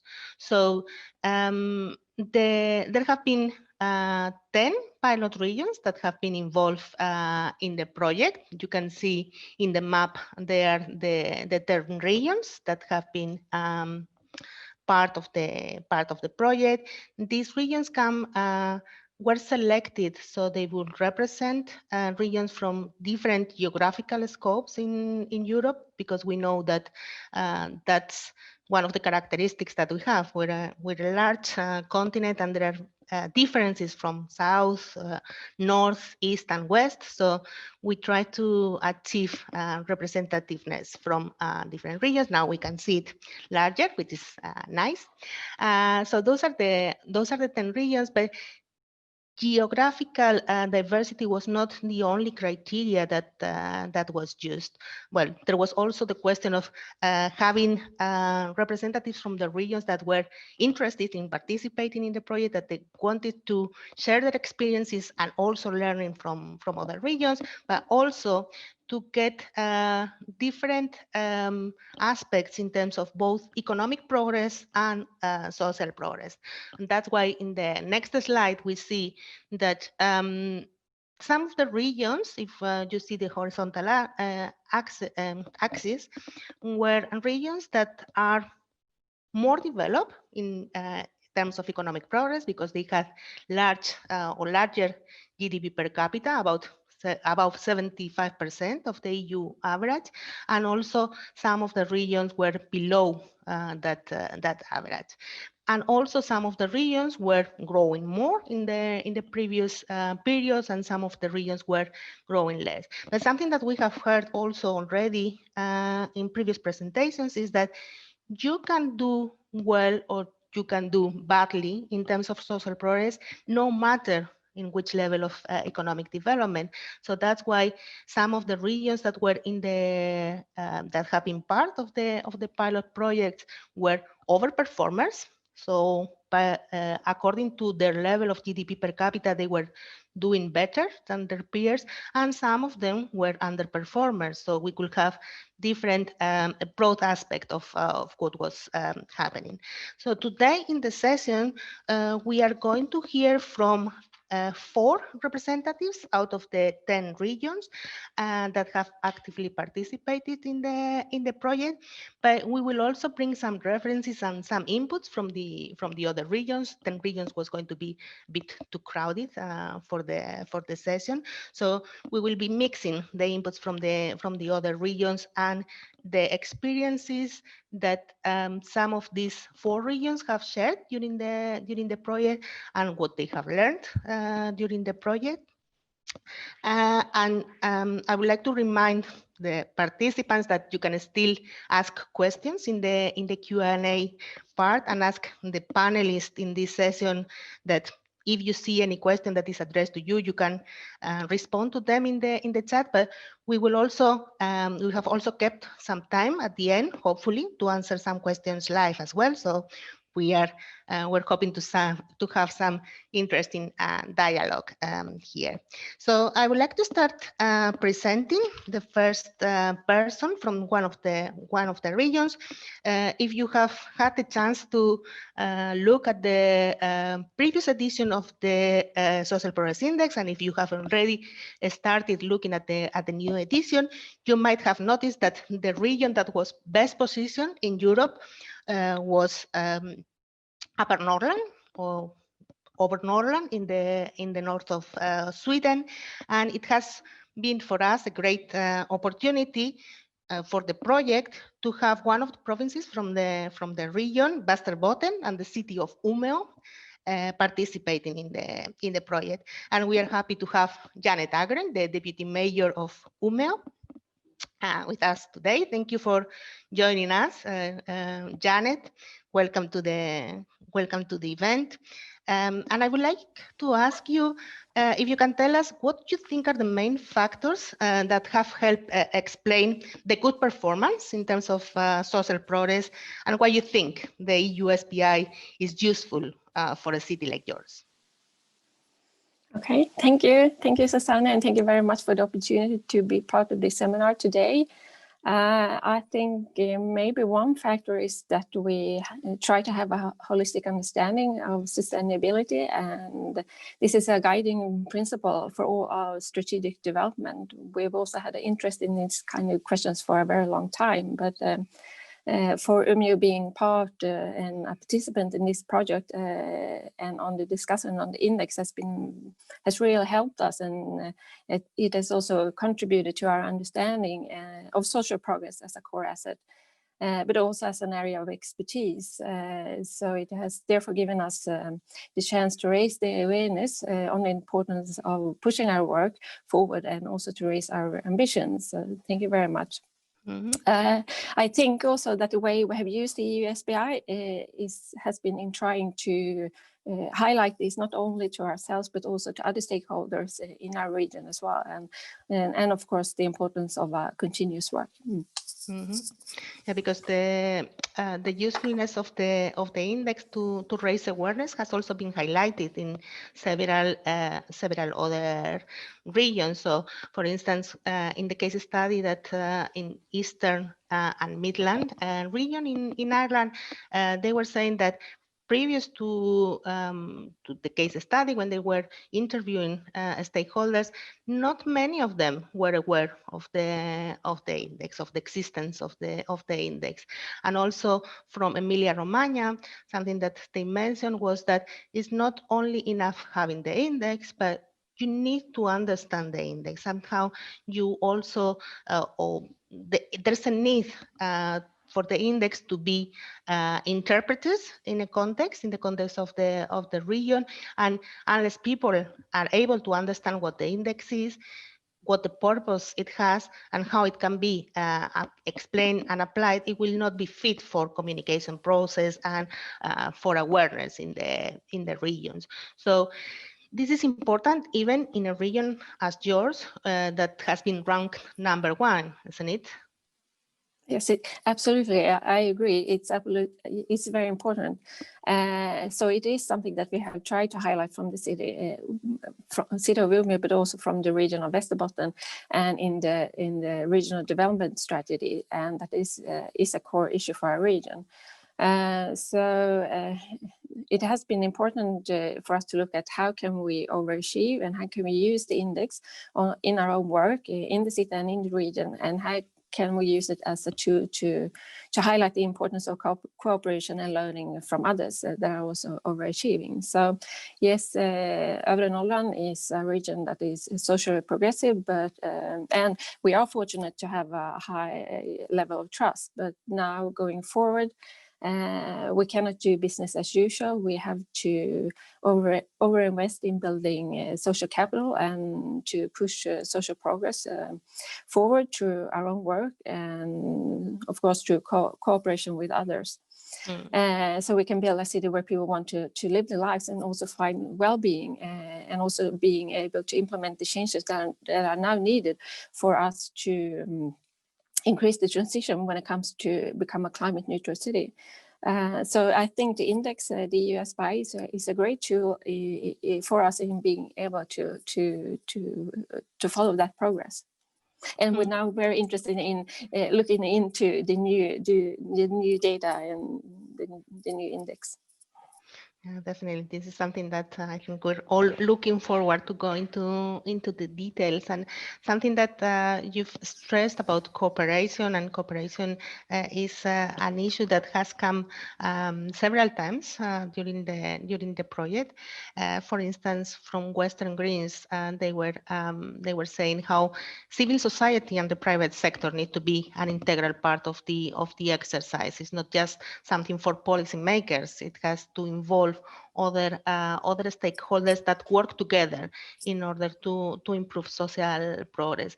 And from Bucharest, we also heard how it was particularly, and during the process, how they have particularly enjoyed the experiences regarding the cooperation and implication of authorities in all the process. But something that I think that probably has come through some of the previous conversations, and maybe some of the questions that have been raised by the participant, is that social progress is not evenly achieved by all the groups and all the people in the society, all the groups in each territory.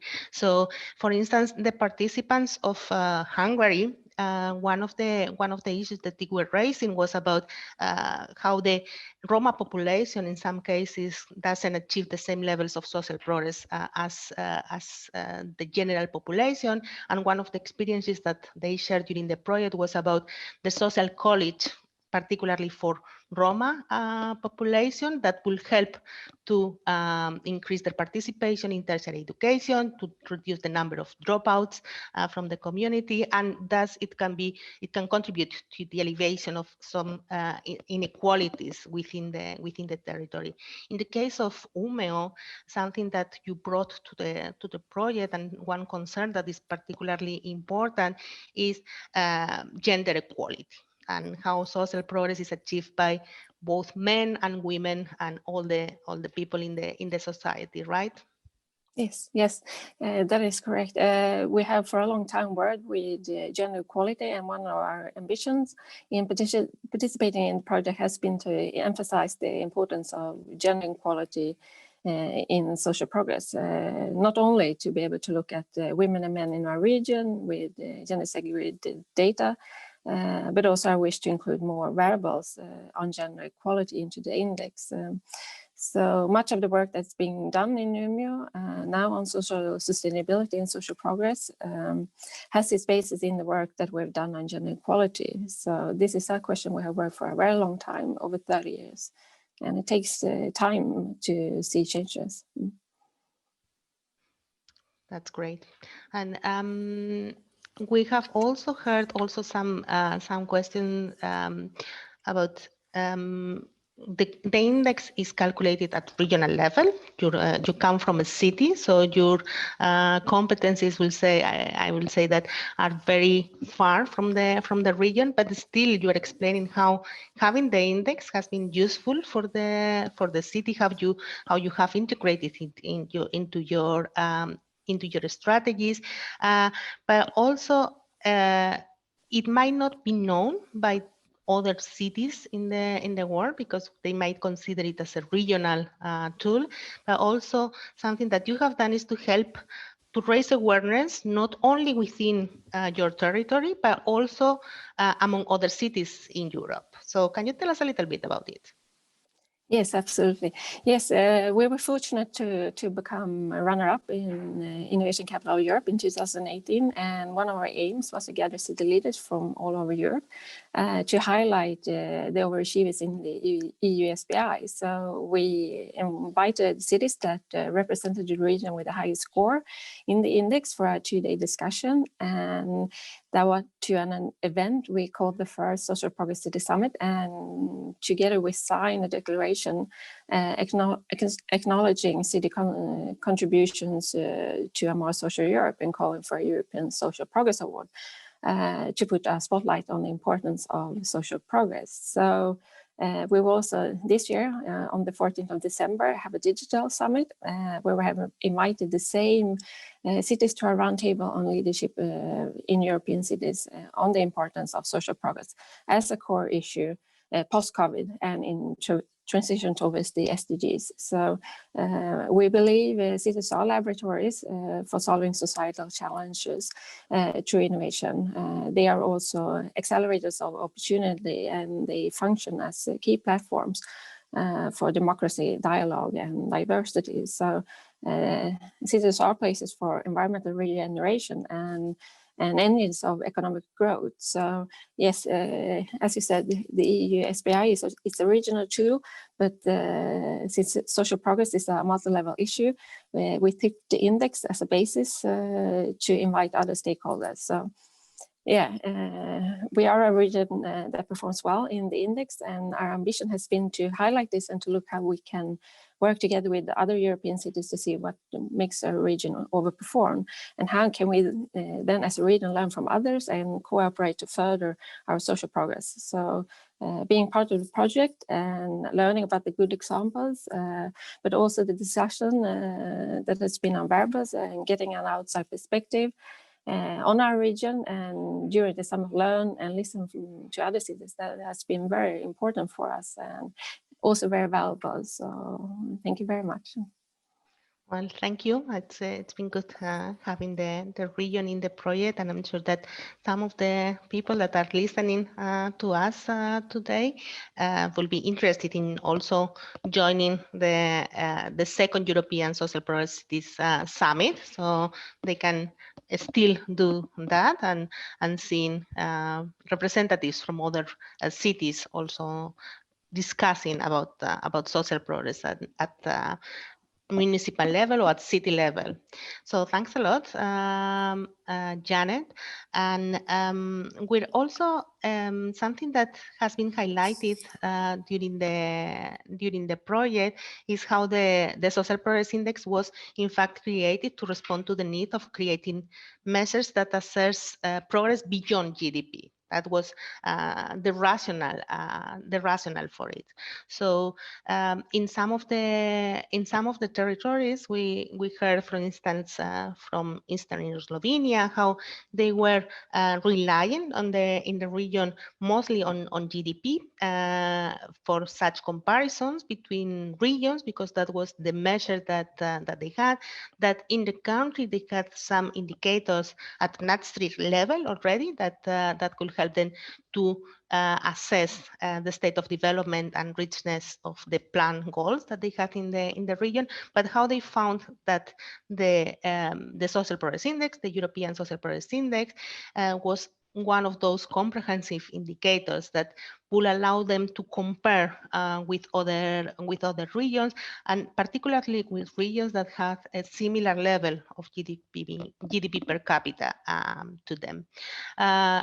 In Hungary, we also heard of how they had been constructing other indices that for the districts in the country that will allow them to measure how the quality of life was. And this was in fact something that was concerned in Bratislava region. We're going to be joined now also by Tomasz Telecki, who is the EU Affairs Officer at the Bratislava region in Brussels. And Thomas, welcome. And can you tell us why this was an important topic in your region? Good afternoon. Thank you very much for the floor, Susanna. Yes, indeed, the way how the well-being of region is measured has always been a hot topic in our region. And the reason for that is quite simple. Every year when the Eurostat publishes the regional GDP report, Bratislava region is regularly classified among top 10 performers, and currently it is with a GDP at the level of 173% of EU average. So on one hand, it is really nice to be in the company of economically strong NUTS regions like Bayern, Vienna, or Ile-de-France, but and I wish it was true that we are the same level of development, but unfortunately, the reality is somewhere else, and there is enormous mismatch between the GDP level on one hand and social and environmental performance on the other hand.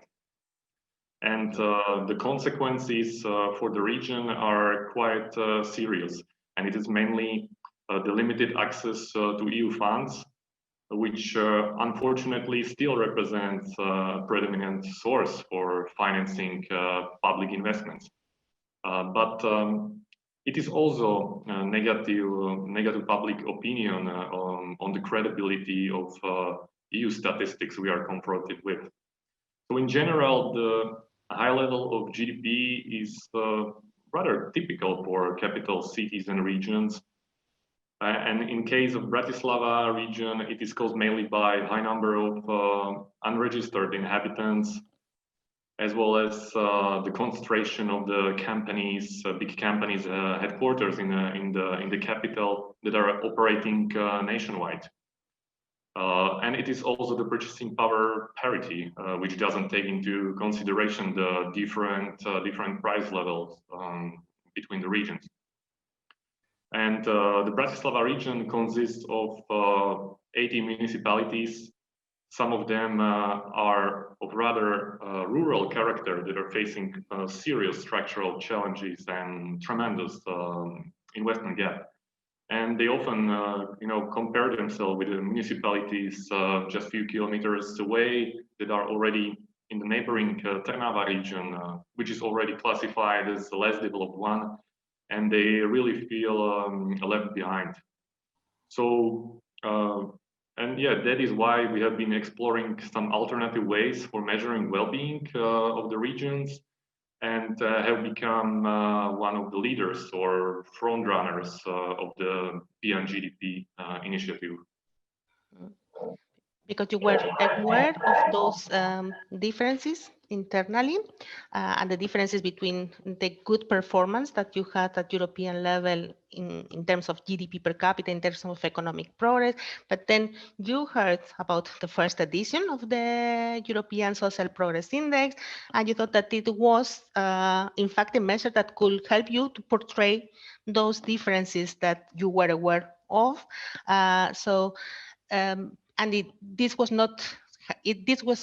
This had not been easily demonstrated with data before, right?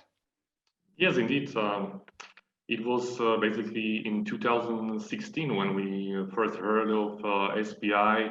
It was during the Slovak presidency of the Council of the EU, and we were organizing a big summit of citizen regions in Bratislava. So we invited Michael Green to Bratislava to introduce the new index to the international audience. And before that, we had already been exploring some other indices like the Regional Competitiveness Index of the Commission or the OECD Regional Wellbeing.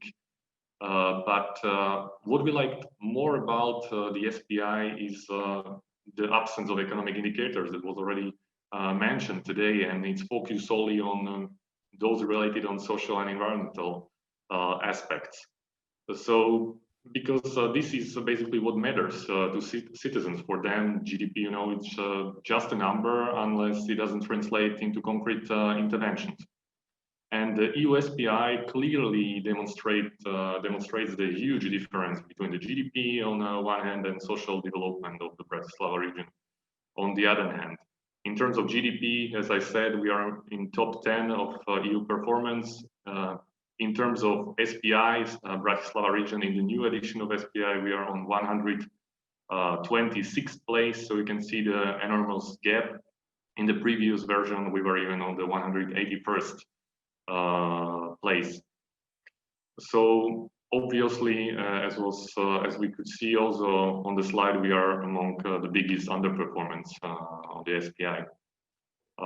Yeah, but don't get me wrong. I mean, GDP is it's a great macroeconomic indicator, and nowadays it's basically not possible to do a responsible political decisions without taking into consideration the impact on GDP.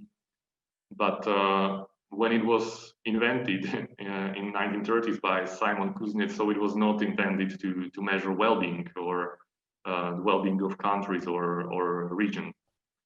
So basically, for the obvious reason, we are using SPI also in our argumentation basis in the partnership agreement with the Commission for the application of the transferability of resources between categories of region in the upcoming programming period. This flexibility is of utmost importance for the Bratislava, as our original allocation is only some 17 million euros. So without this, we would not be able to finance our key development challenges in the future. Mm-hmm. Yeah, one of the questions that has come from one of the participants was about how the index has been really used in some of the regions. During the project, we heard from some of the regions how they had been using the index, and for instance from Bucharest, Ilfov region, we heard how it has helped them in the policy design process and the strategy making of the region, and particularly they found it interesting for monitoring and evaluation phases of the policies. Also, we heard from Western Greece the value that it has for guiding policy by illustrating where attention is missing and to illustrate where some of the weaknesses in terms of social progress might be, particularly when you compare it with other regions in Europe, because sometimes the differences within the country are better known than when you compare it with regions outside the country, and those that were and helping them to set goals both in the short run and in the long run. In the case of Bratislava, given this mismatch that you have explained between the GDP per capita and social progress, you have also used it in several ways in the region. In addition, and you're also preparing you're not only using the index at regional level, but you're also going to prepare an edition at subnational, sub-regional level, right? Yeah, that's right.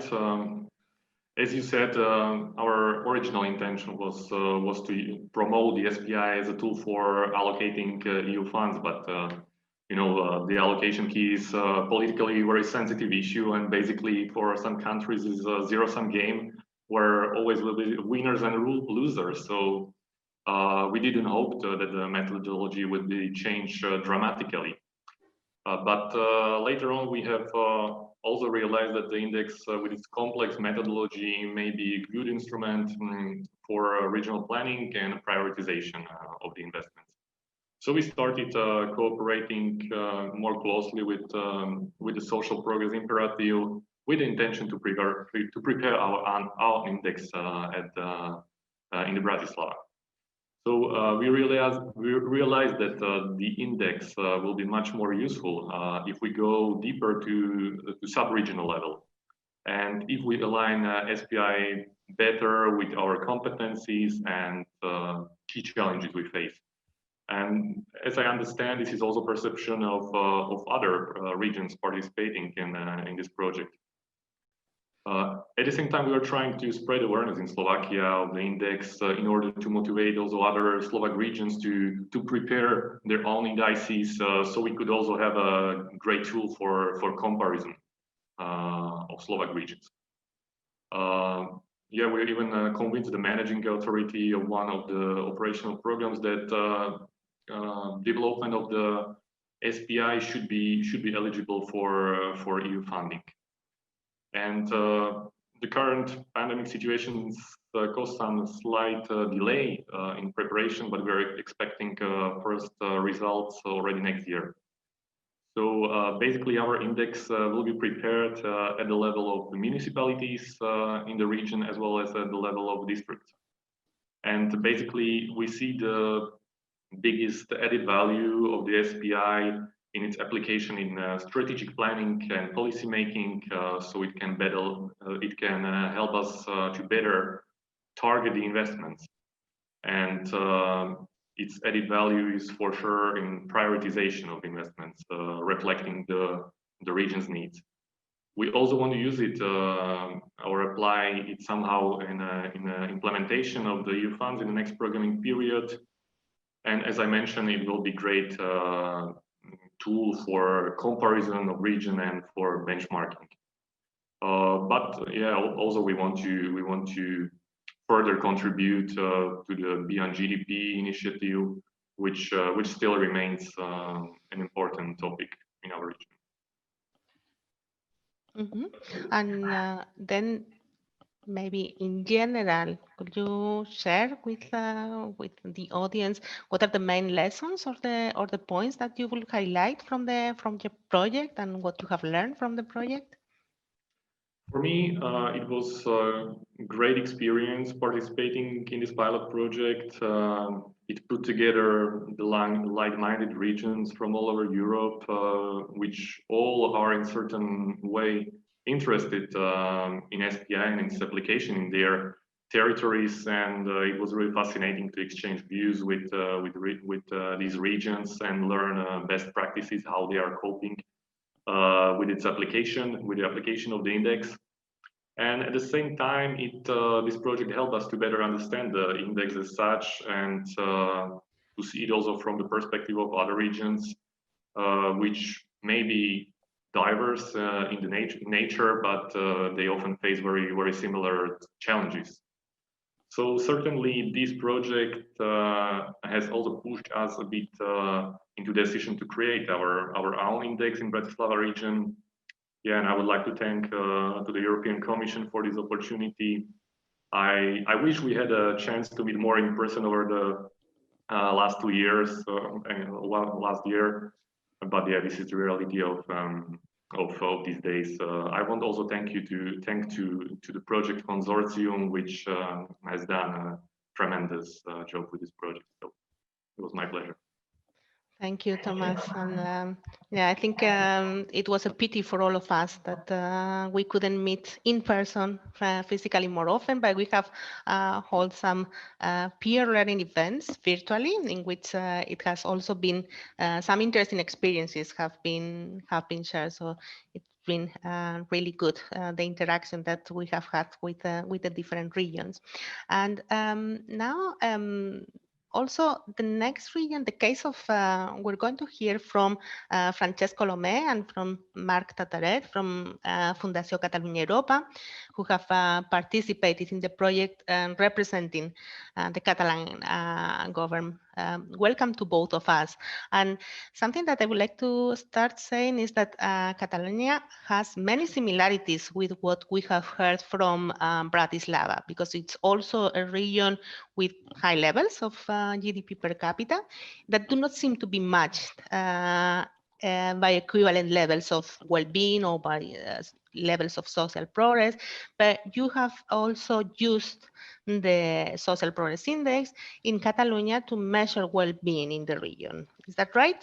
I think Francesc is going to start replying. Hello, Susanna. Yes, thank you. Thank you, Susanna. Yes, we have been using the SPI in several levels. But, as you can see in the slide, we have more or less the same problem as it happens in Bratislava. No, we scored 163 in SPI, and we were 68 in GDP. So it's not so exaggerated like Bratislava, but is also a problem, and it indicates that we have a problem. We think we have a problem. In the new index, we have improved a little bit more, but we have the weaknesses remain, and Catalonia still underperforms in the components that we had in 2016. As you can see, shelter, access to basic knowledge, or in general, in personal and freedoms and choice.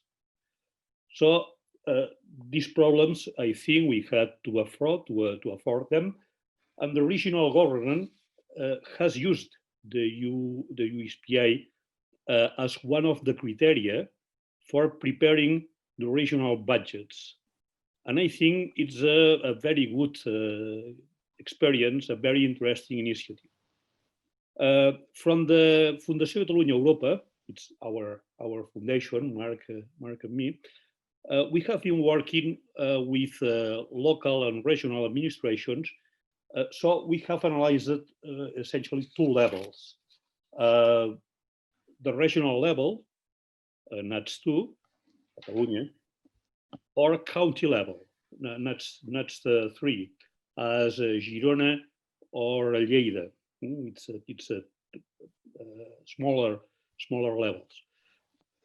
The basic idea for us has been to use the EU SPI as an antenna or alarm to detect problematic indicators and to be able to analyze them from the perspective of the context. We talk about the context because when we analyze these indicators, we should keep in mind that what's happening in the country, what's happening with other indicators in the country, other kind of variables in the country, which can explain these problematic indicators. For instance, we can analyze the population and its distribution in the region to understand what are the problems about, for instance, opportunities. How you score more or best or worst with opportunities. Or you can analyze the labor market, which is very important for our country because it's very different, industrial and touristic. It has a very different situation. And we can see how it affects to indicator like access to basic knowledge or shelter.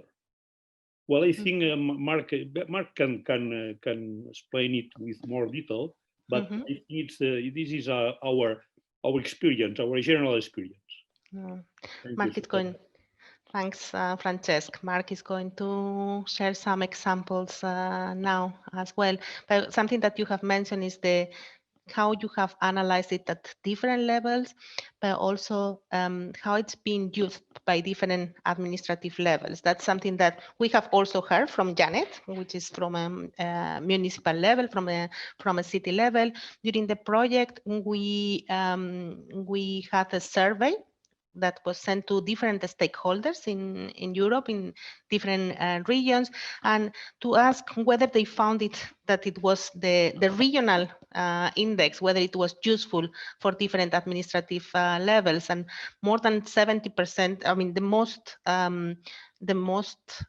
useful level was at regional level, of course, but also at national level to see how it differed among the different regions.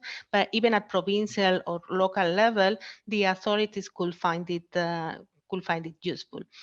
Also, there was a question of whether the regional level was the one that was relevant. In some countries it is, because regions, for instance, in Spain are a significant administrative level, but in some countries that's not the level that is most significant, as in the case of Hungary, for instance, where the district level is the one that is more important.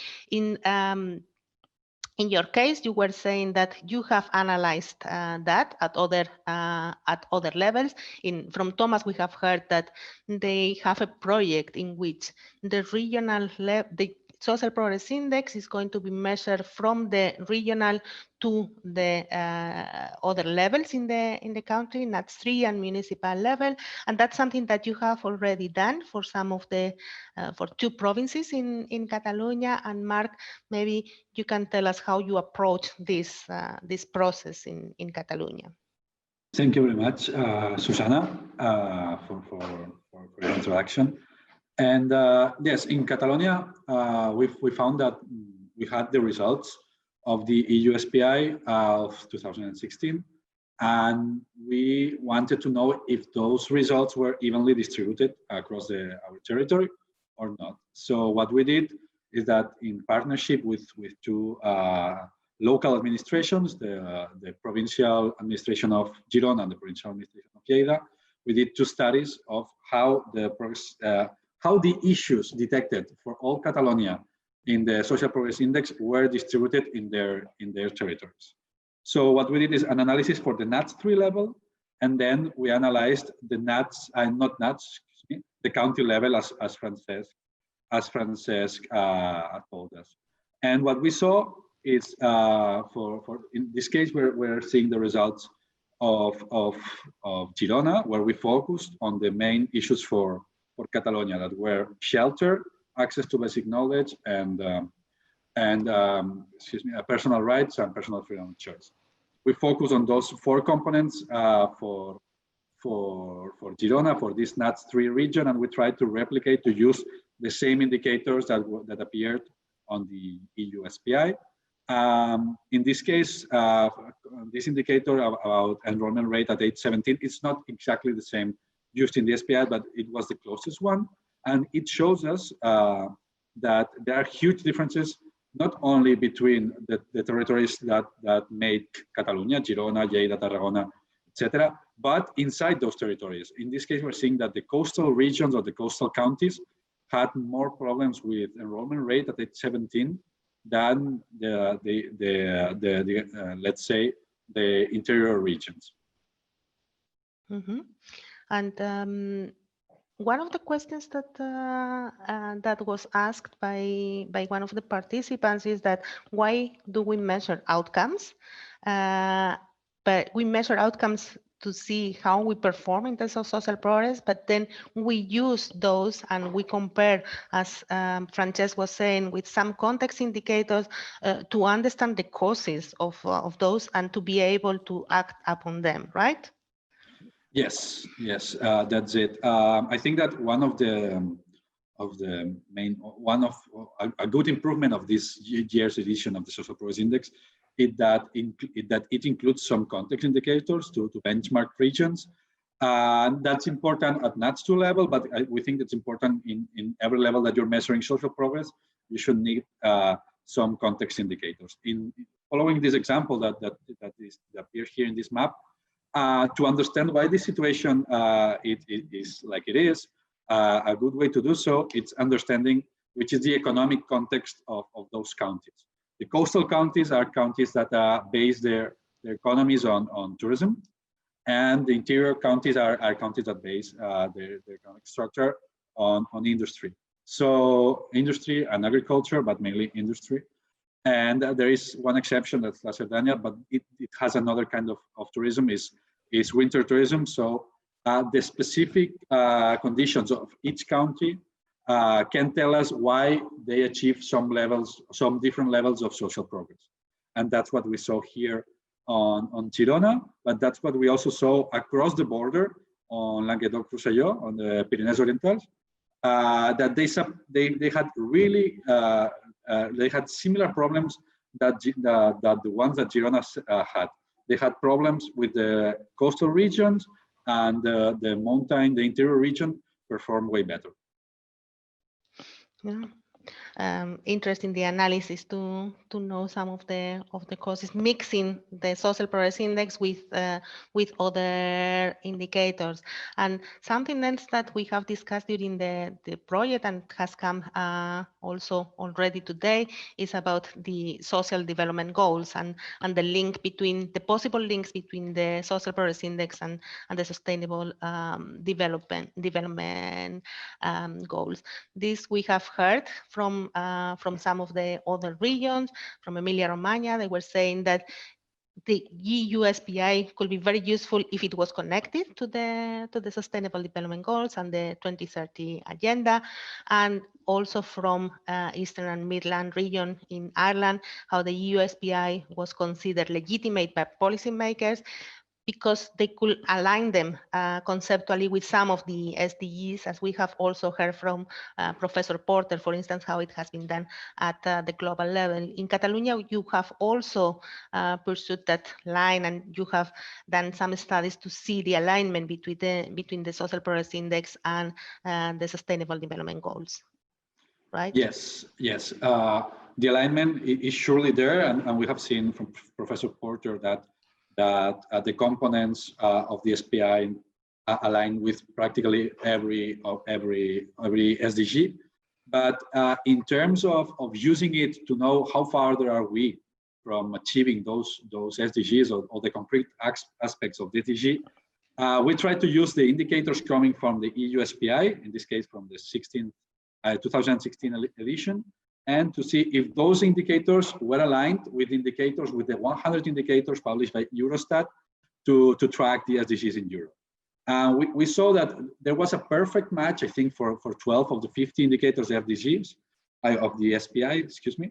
And for those indicators, we could use the data coming from Eurostat, the data coming from the SPI, and also the goals set for some of those indicators by both Eurostat and ESPON, that is setting goals for regions in order to achieve the SDGs. Mix all those indicators, all those coincidences, and try to see how farther are we in the SPI indicators, how farther are we from achieving the SDGs. In this case, we're seeing a gender employment gap in Girona, but also we have data from Catalonia, that's the NUTS2 region, but in this case we're showing both data from NUTS2 and NUTS3 regions. The EU target in this SDG or in this part of the 5th SDG, gender equality, it's to reduce the gender employment gap to 0. So we're showing here which is the average of the EU 27 and how far are we to reducing this gap to 0. And we can see that Girona and Catalonia are better off than the EU average, but they're still far away from reducing this gap. Well, thanks a lot. It's been interesting to hear some of the experiences that you had also shared within the project with the rest of the pilot regions to understand how these issues have been taken in the region. So thank you to both of you, Francesca and Mark. Thank you very much. Something that we've been talking a lot about the policy uses of the Social Progress Index, but it's also true that we have also heard about the importance of including other stakeholders. So during the project, the pilot regions and the consortium, we have tried to reach to other stakeholders. So this shows you a bit of, it was mainly, the involvement was mainly from authorities, but from public authorities at different levels, from the public administration at national, regional, and local level. We've also reached to some academic stakeholders during the fieldwork and with the surveys, but also businesses and society.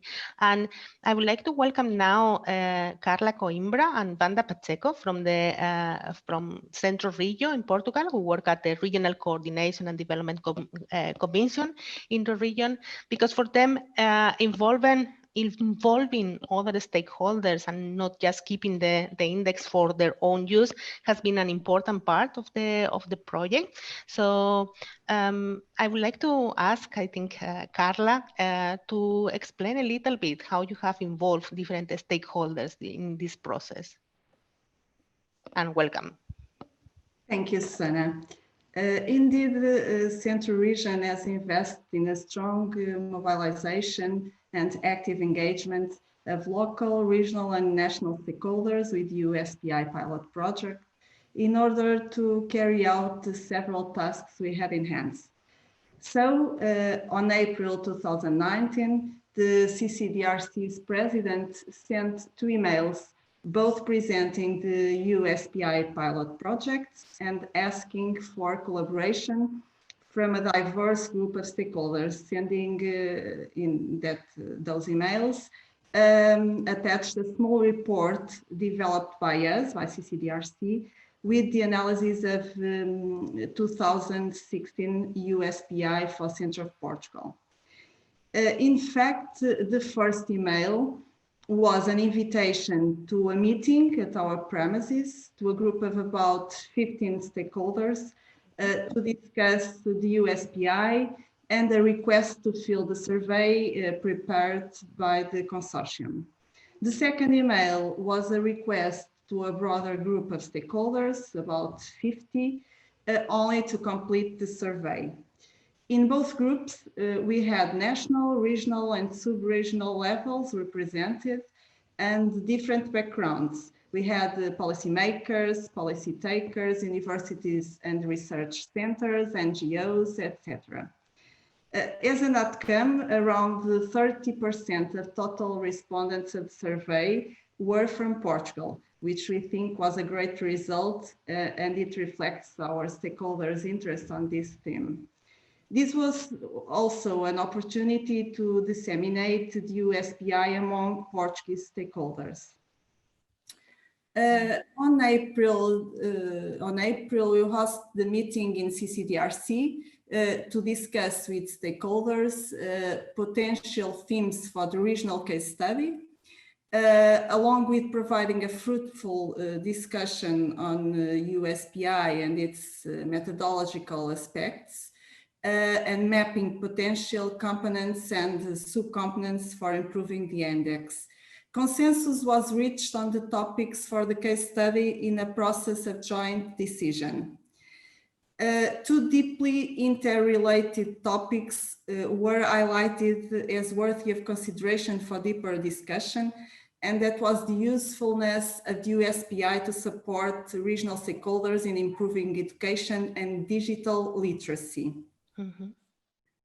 Portugal, including Central Region, still faces low levels of qualification of its population, including digital skills, hampering labor market adaptation and productivity growth, but also fueling inequalities and social exclusion. Therefore, the EU SPI was seen as a very useful tool to track the regional performance of Central Region and to support stakeholders monitor and assess performance, but as well how consequently they can take actions to meet specific goals. We convey this message to the consortium, and we helped prepare the field mission, the field work in Coimbra and Lisbon that took place on the second week of June 2019. In this field mission, several interviews were conducted with ourselves, with the coordinators of National Initiative for Digital Skills, with National Agency for Cohesion and Development, which is responsible for managing the structural funds in Portugal, and with the University of Coimbra and the Institute of Public Policy in Lisbon. Moreover, still on this field mission, 2 focus groups took place with representatives from the University of Aveiro, 1 intermunicipal community, Social Innovation Initiative, NGO Caritas, IPN, which is a non-profit private organization for innovation and technology transfer, representatives from the regional delegation of Institute for Employment and Vocational Training, and from the Central Regional Operational Program. A few days later, our president sent an e-letter thanking stakeholders' participation and summarizing the main contributions coming from the field work from our perspective. We also took the opportunity to share and to disseminate the link of the project's website. So we think that our participation has been based on a very strong engagement from our stakeholders and being a good practice to share with all of you. Thanks a lot, Carla. Definitely, it's been interesting how you have used the project, because how you have used the project to reach to stakeholders that didn't know before about the index in many cases, to raise awareness among them. And this is something that is going to remain in the region. And I'm sure that you will now, I mean, probably some of them are already among the attendees in the session today, and they will be very interested in seeing the new edition of the index, and you're going to contribute to continue raising awareness. So the index is used as a tool to improve social progress in the region. We're going to hear something about the contributions in Centro in particular, but in general, something that came, some of the contributions that came from different stakeholders in the project had to do with some of the missing components. No? We have heard that the Social Progress Index cannot measure everything, and it's not supposed to measure everything. There were specifically some aspects that were mentioned about culture, for instance, and how difficult it is to measure culture, but how important it is for social progress. Issues about mobility, employment. There was a question about employment from the audience as well, not only unemployment, but quality of employment, and how some of those components still couldn't be introduced in the new edition of the index, but some of those have already been introduced, and how now there are more indicators that have to do with quality of employment. But maybe I think Vanda can tell us a little bit about what specific contributions you had from the stakeholders in the region, and some of the suggestions for improvement that came from them. Yes, thank you, Susanna. So when taking stock of our stakeholders' contributions, it was consensual that it is important to develop a robust framework of indicators that go beyond traditional economic indicators. And the EU SPI can play a role here in raising awareness on the differences between economic and social progress performance, supporting policy making and policy signaling, And when focusing on score per components instead of global score, the analysis per components are easier to link to specific policy interventions, making the EU SPI more useful per its individual components rather than the dimensions or the global score. And something was already said during this afternoon about this as well. It's also important in informing the general public and organizations engaged in social planning, as well as universities and research centers, the latter ones for education and research purposes, as well as in providing a common framework for comparability at EU level and benchmarking. In this regard, some of our stakeholders mentioned that the wider use and interest of the EU SPI framework by the policymakers will directly be linked to the use that the European institutions will give it as well. So, taking stock of our stakeholders' contributions and suggested improvements, the limitations and suggested improvements were a few. So our stakeholders were concerned with the level of aggregation or disaggregation of the data. On one side, some indicators for Central region were in fact national, as regional data was not available. On the other side, Central is a very diverse region. Social disparities are noticed at sub-regional or municipal levels. Therefore, data is needed at a lower administrative level. Well, this is not new. Some of my colleagues have addressed this question already. So, but our stakeholders also mention it. So the suggestions to have all data at NUTS2 level, but preferably at NUTS3 was one of the suggestions made by our stakeholders. But having said that, they also acknowledge how difficult this is. Mm-hmm. Moreover, they also suggested the option to disaggregate some of the indicators into several categories such as gender or age groups. Another concern was in the definition of what we want to measure. So do we want to measure infrastructure versus skills and capabilities or quality of services provided? And this has to do with our topics from the case study, education and ICT. For instance, ICT, we're measuring having access to internet or to broadband, but we're not measuring if people have the skills to use internet.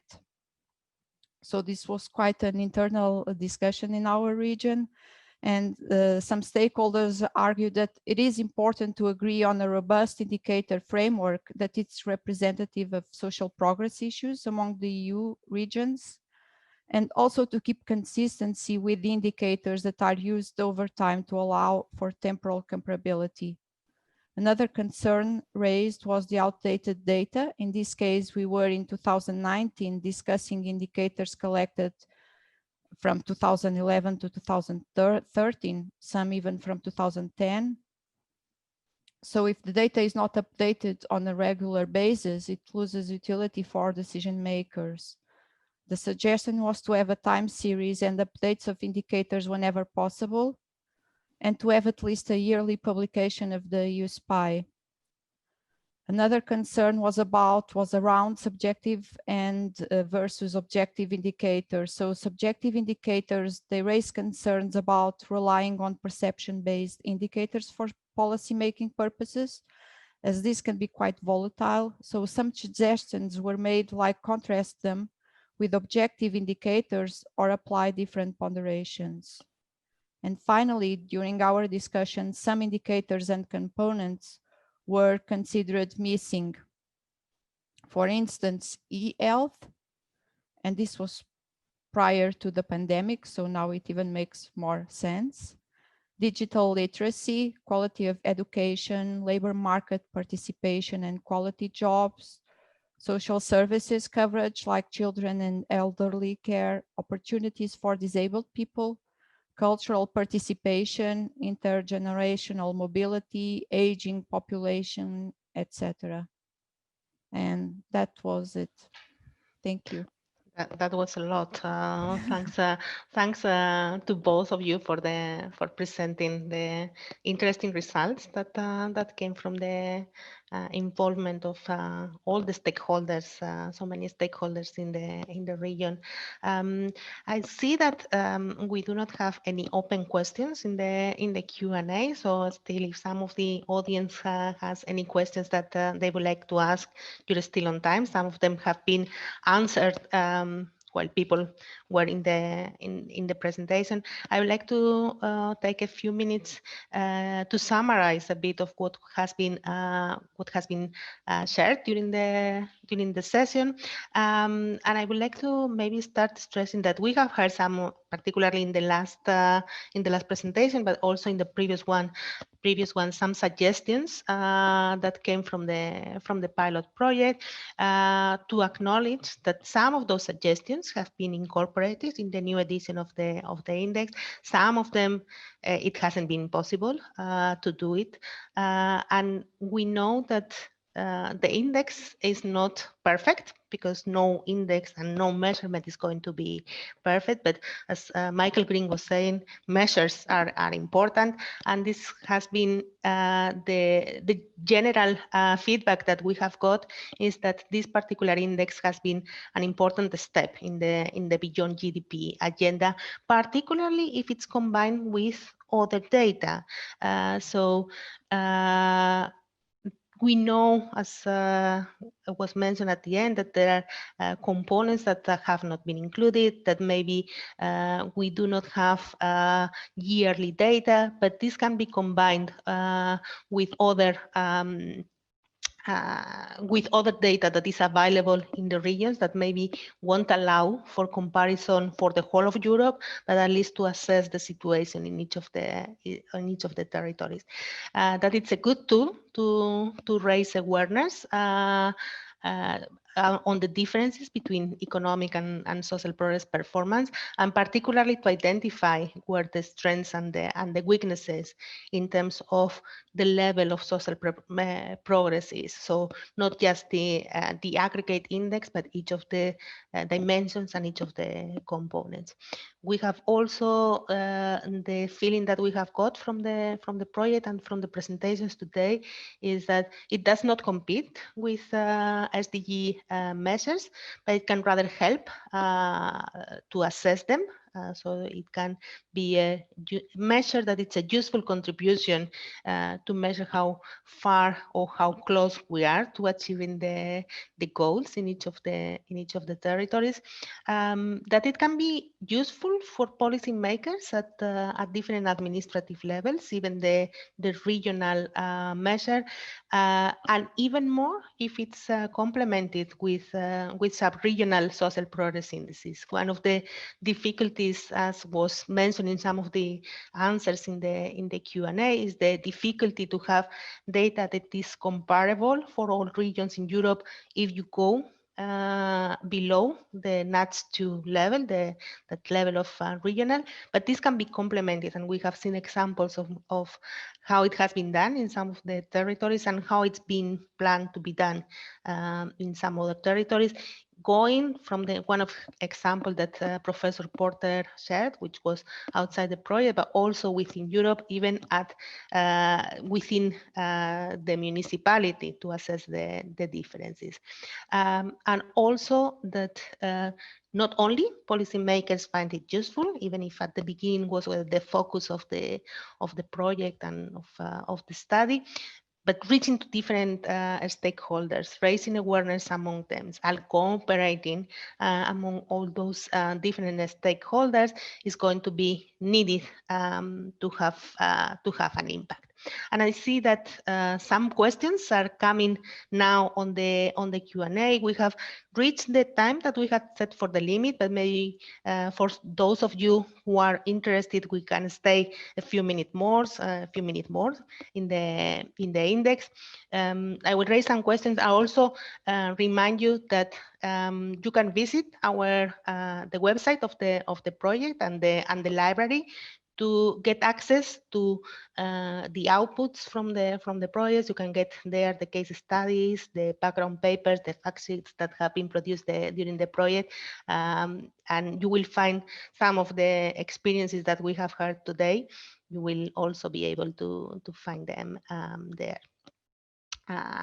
So also thank you to the presenters and to the audience. But maybe some of the questions that that we have there, I see that Elke is appearing on the screen, but maybe we have time to address a couple of those questions if people want to stay for about 5-10 minutes more.